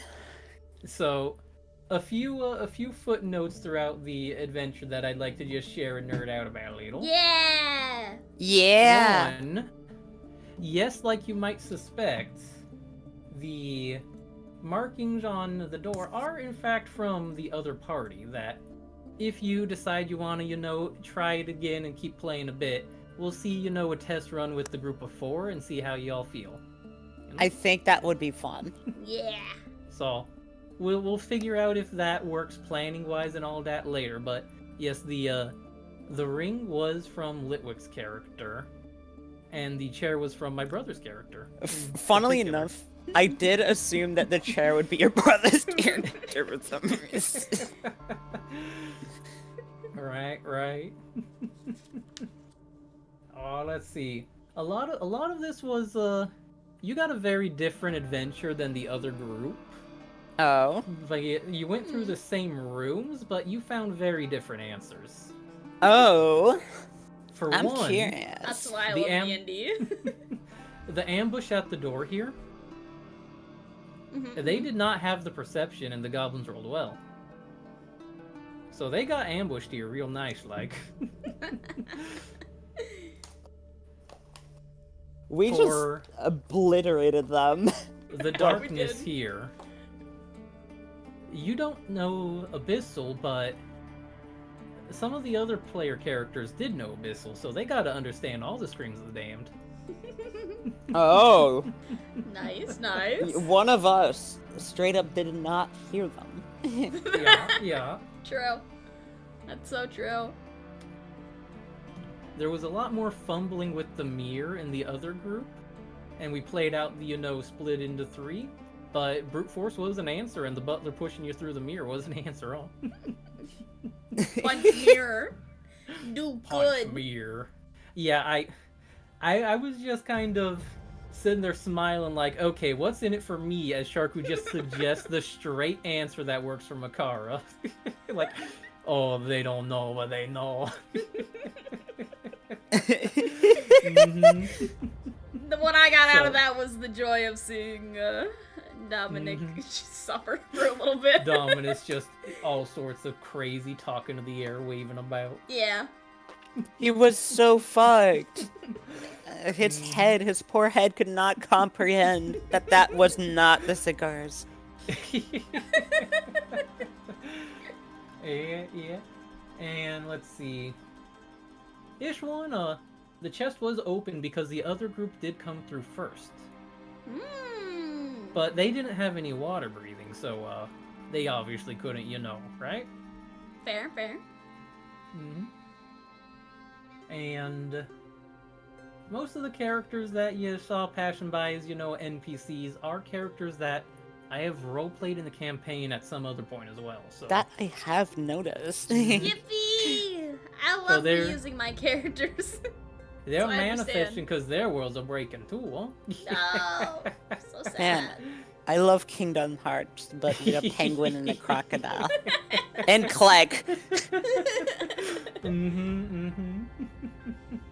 Well, And there is one last little note here that is a bit cheeky of me. The name of the campaign in particular, huh? yeah.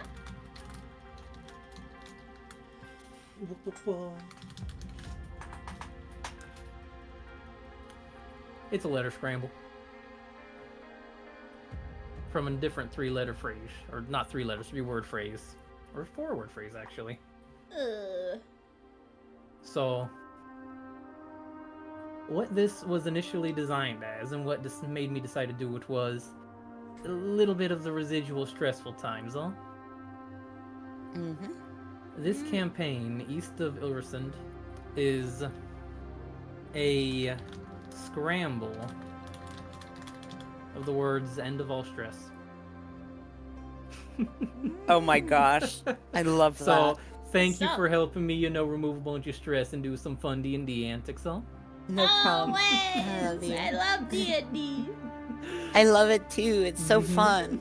I want to continue their story one day.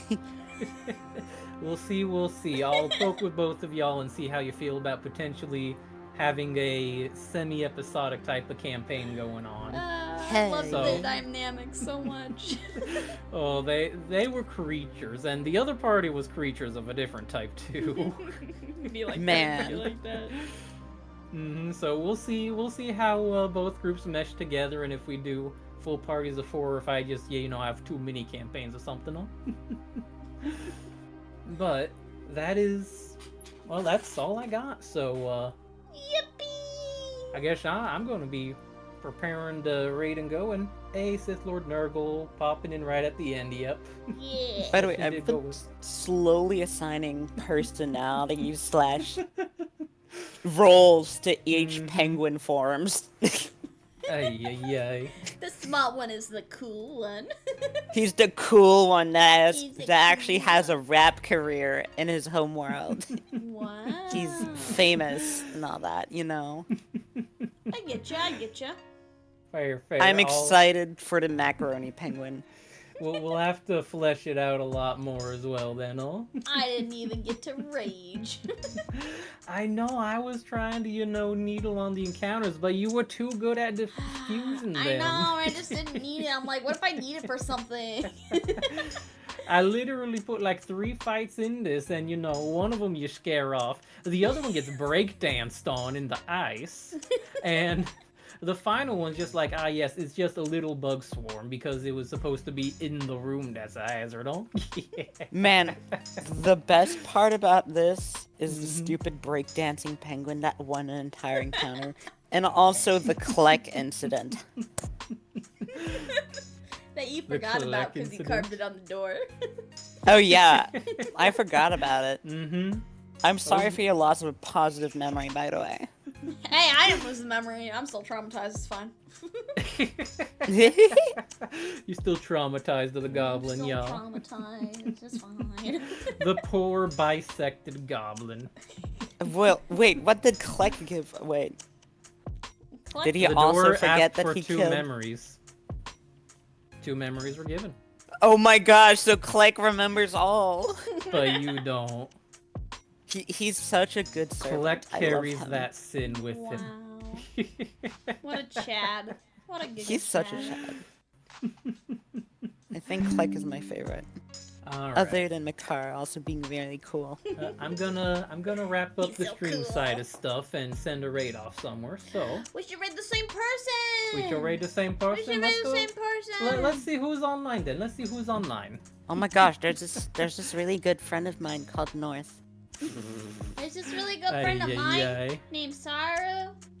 Oh, Shark who's not streaming. I can't complete the triangle. Aw, man. Yeah, we're getting married. I have friends playing Baldur's Gate. Oh, well, that's a 3. good target. That's true. Let me.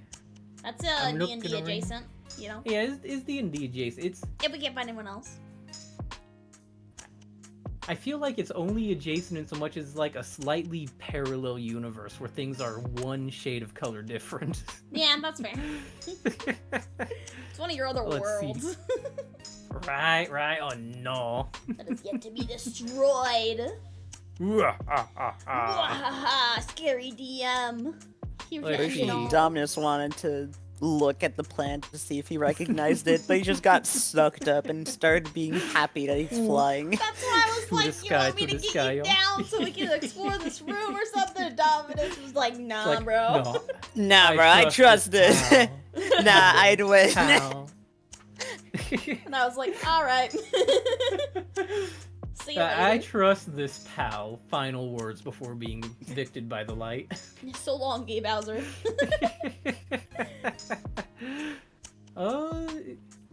Yeah, sure. Who the friend? Who the friend? Let me send you the name. They are called Mel Hellstar. They are a relatively new VTuber to the community. Okay. And yeah, right now they're playing Baldur's Gate 3 with a couple Oh my of gosh. friends. Balding Gate. Yeah. Gays! There's so many gays! The Balded Gate. The bald gays! Alright. Hell yeah. Shout out True. to all those rainbow-loving In that bald case. people. I'll start the True. raid up and we can go all in sync when we do, huh? Yeah, But- yeah. Thank you everybody for stopping by on both sides. I Oh, appreciate wait, y'all. they might be ending. Hold on. They might be ending. They might be They oh, might holding. be ending. Holding. They ending. Oh no. I don't know if they're actually ending or not. You, They you don't. are Oh, okay. chatted. They are. All right. Yeah, I know this person. We've hung out for a while. I mean, we It's can the ever dubious nature, huh? if you want, but I can't tell if they're ending or not. Let's see. I look at another friend and I see them awkwardly paused in the game, standing and just chatting as well. So that's awkward to tell if they're going still on. I can't tell. They're so deep in a monologue, they're not even moving their character. Oh, okay, they are playing. All right. If you think your friends they look like they're ending, or chatting, or dubious. Maybe I can't. I literally can't tell. Maybe. All right. I'll send us over to a kaiju then. Santa Sangria. I I like kaijus. Kaijus are cool. Yeah. Yeah. Kaijus are Kaiju fun knife. to beat They're the playing fuck Elden out. Ring, Oh apparently. my god. Listen, I'm the protector of humanity. I fight kaijus to death. Jesus Christ. How do you Ay, think ay, I ay. got huge barbecue parties going on, man? You know, that's totally fair, I suppose. Yeah, You next gotta time I'm get the inviting big you. barbecue. We're making kaiju hot dogs. Oh my gosh. Ay, ay, ay. Well, yes, thank you everybody for stopping by. I hope you liked my one shot. Thank you for watching and supporting. We all really appreciate it. Saru, you did so Yeah. well. I had a lot of fun. I really did. So thank you for inviting me. I'm glad you had fun, because that's all I could ask for when I set up something like this on. I'm sorry I wasn't streaming on my side. I was busy streaming earlier today, and now I wanted to lay down while That's talking. fair, that's you're fair. fine, If you you're just fine. wanted to be here and chattel. Yeah. It's so nice. You got two Had a POEs. blast. They're spoiled for choice. Right, They're right. fine.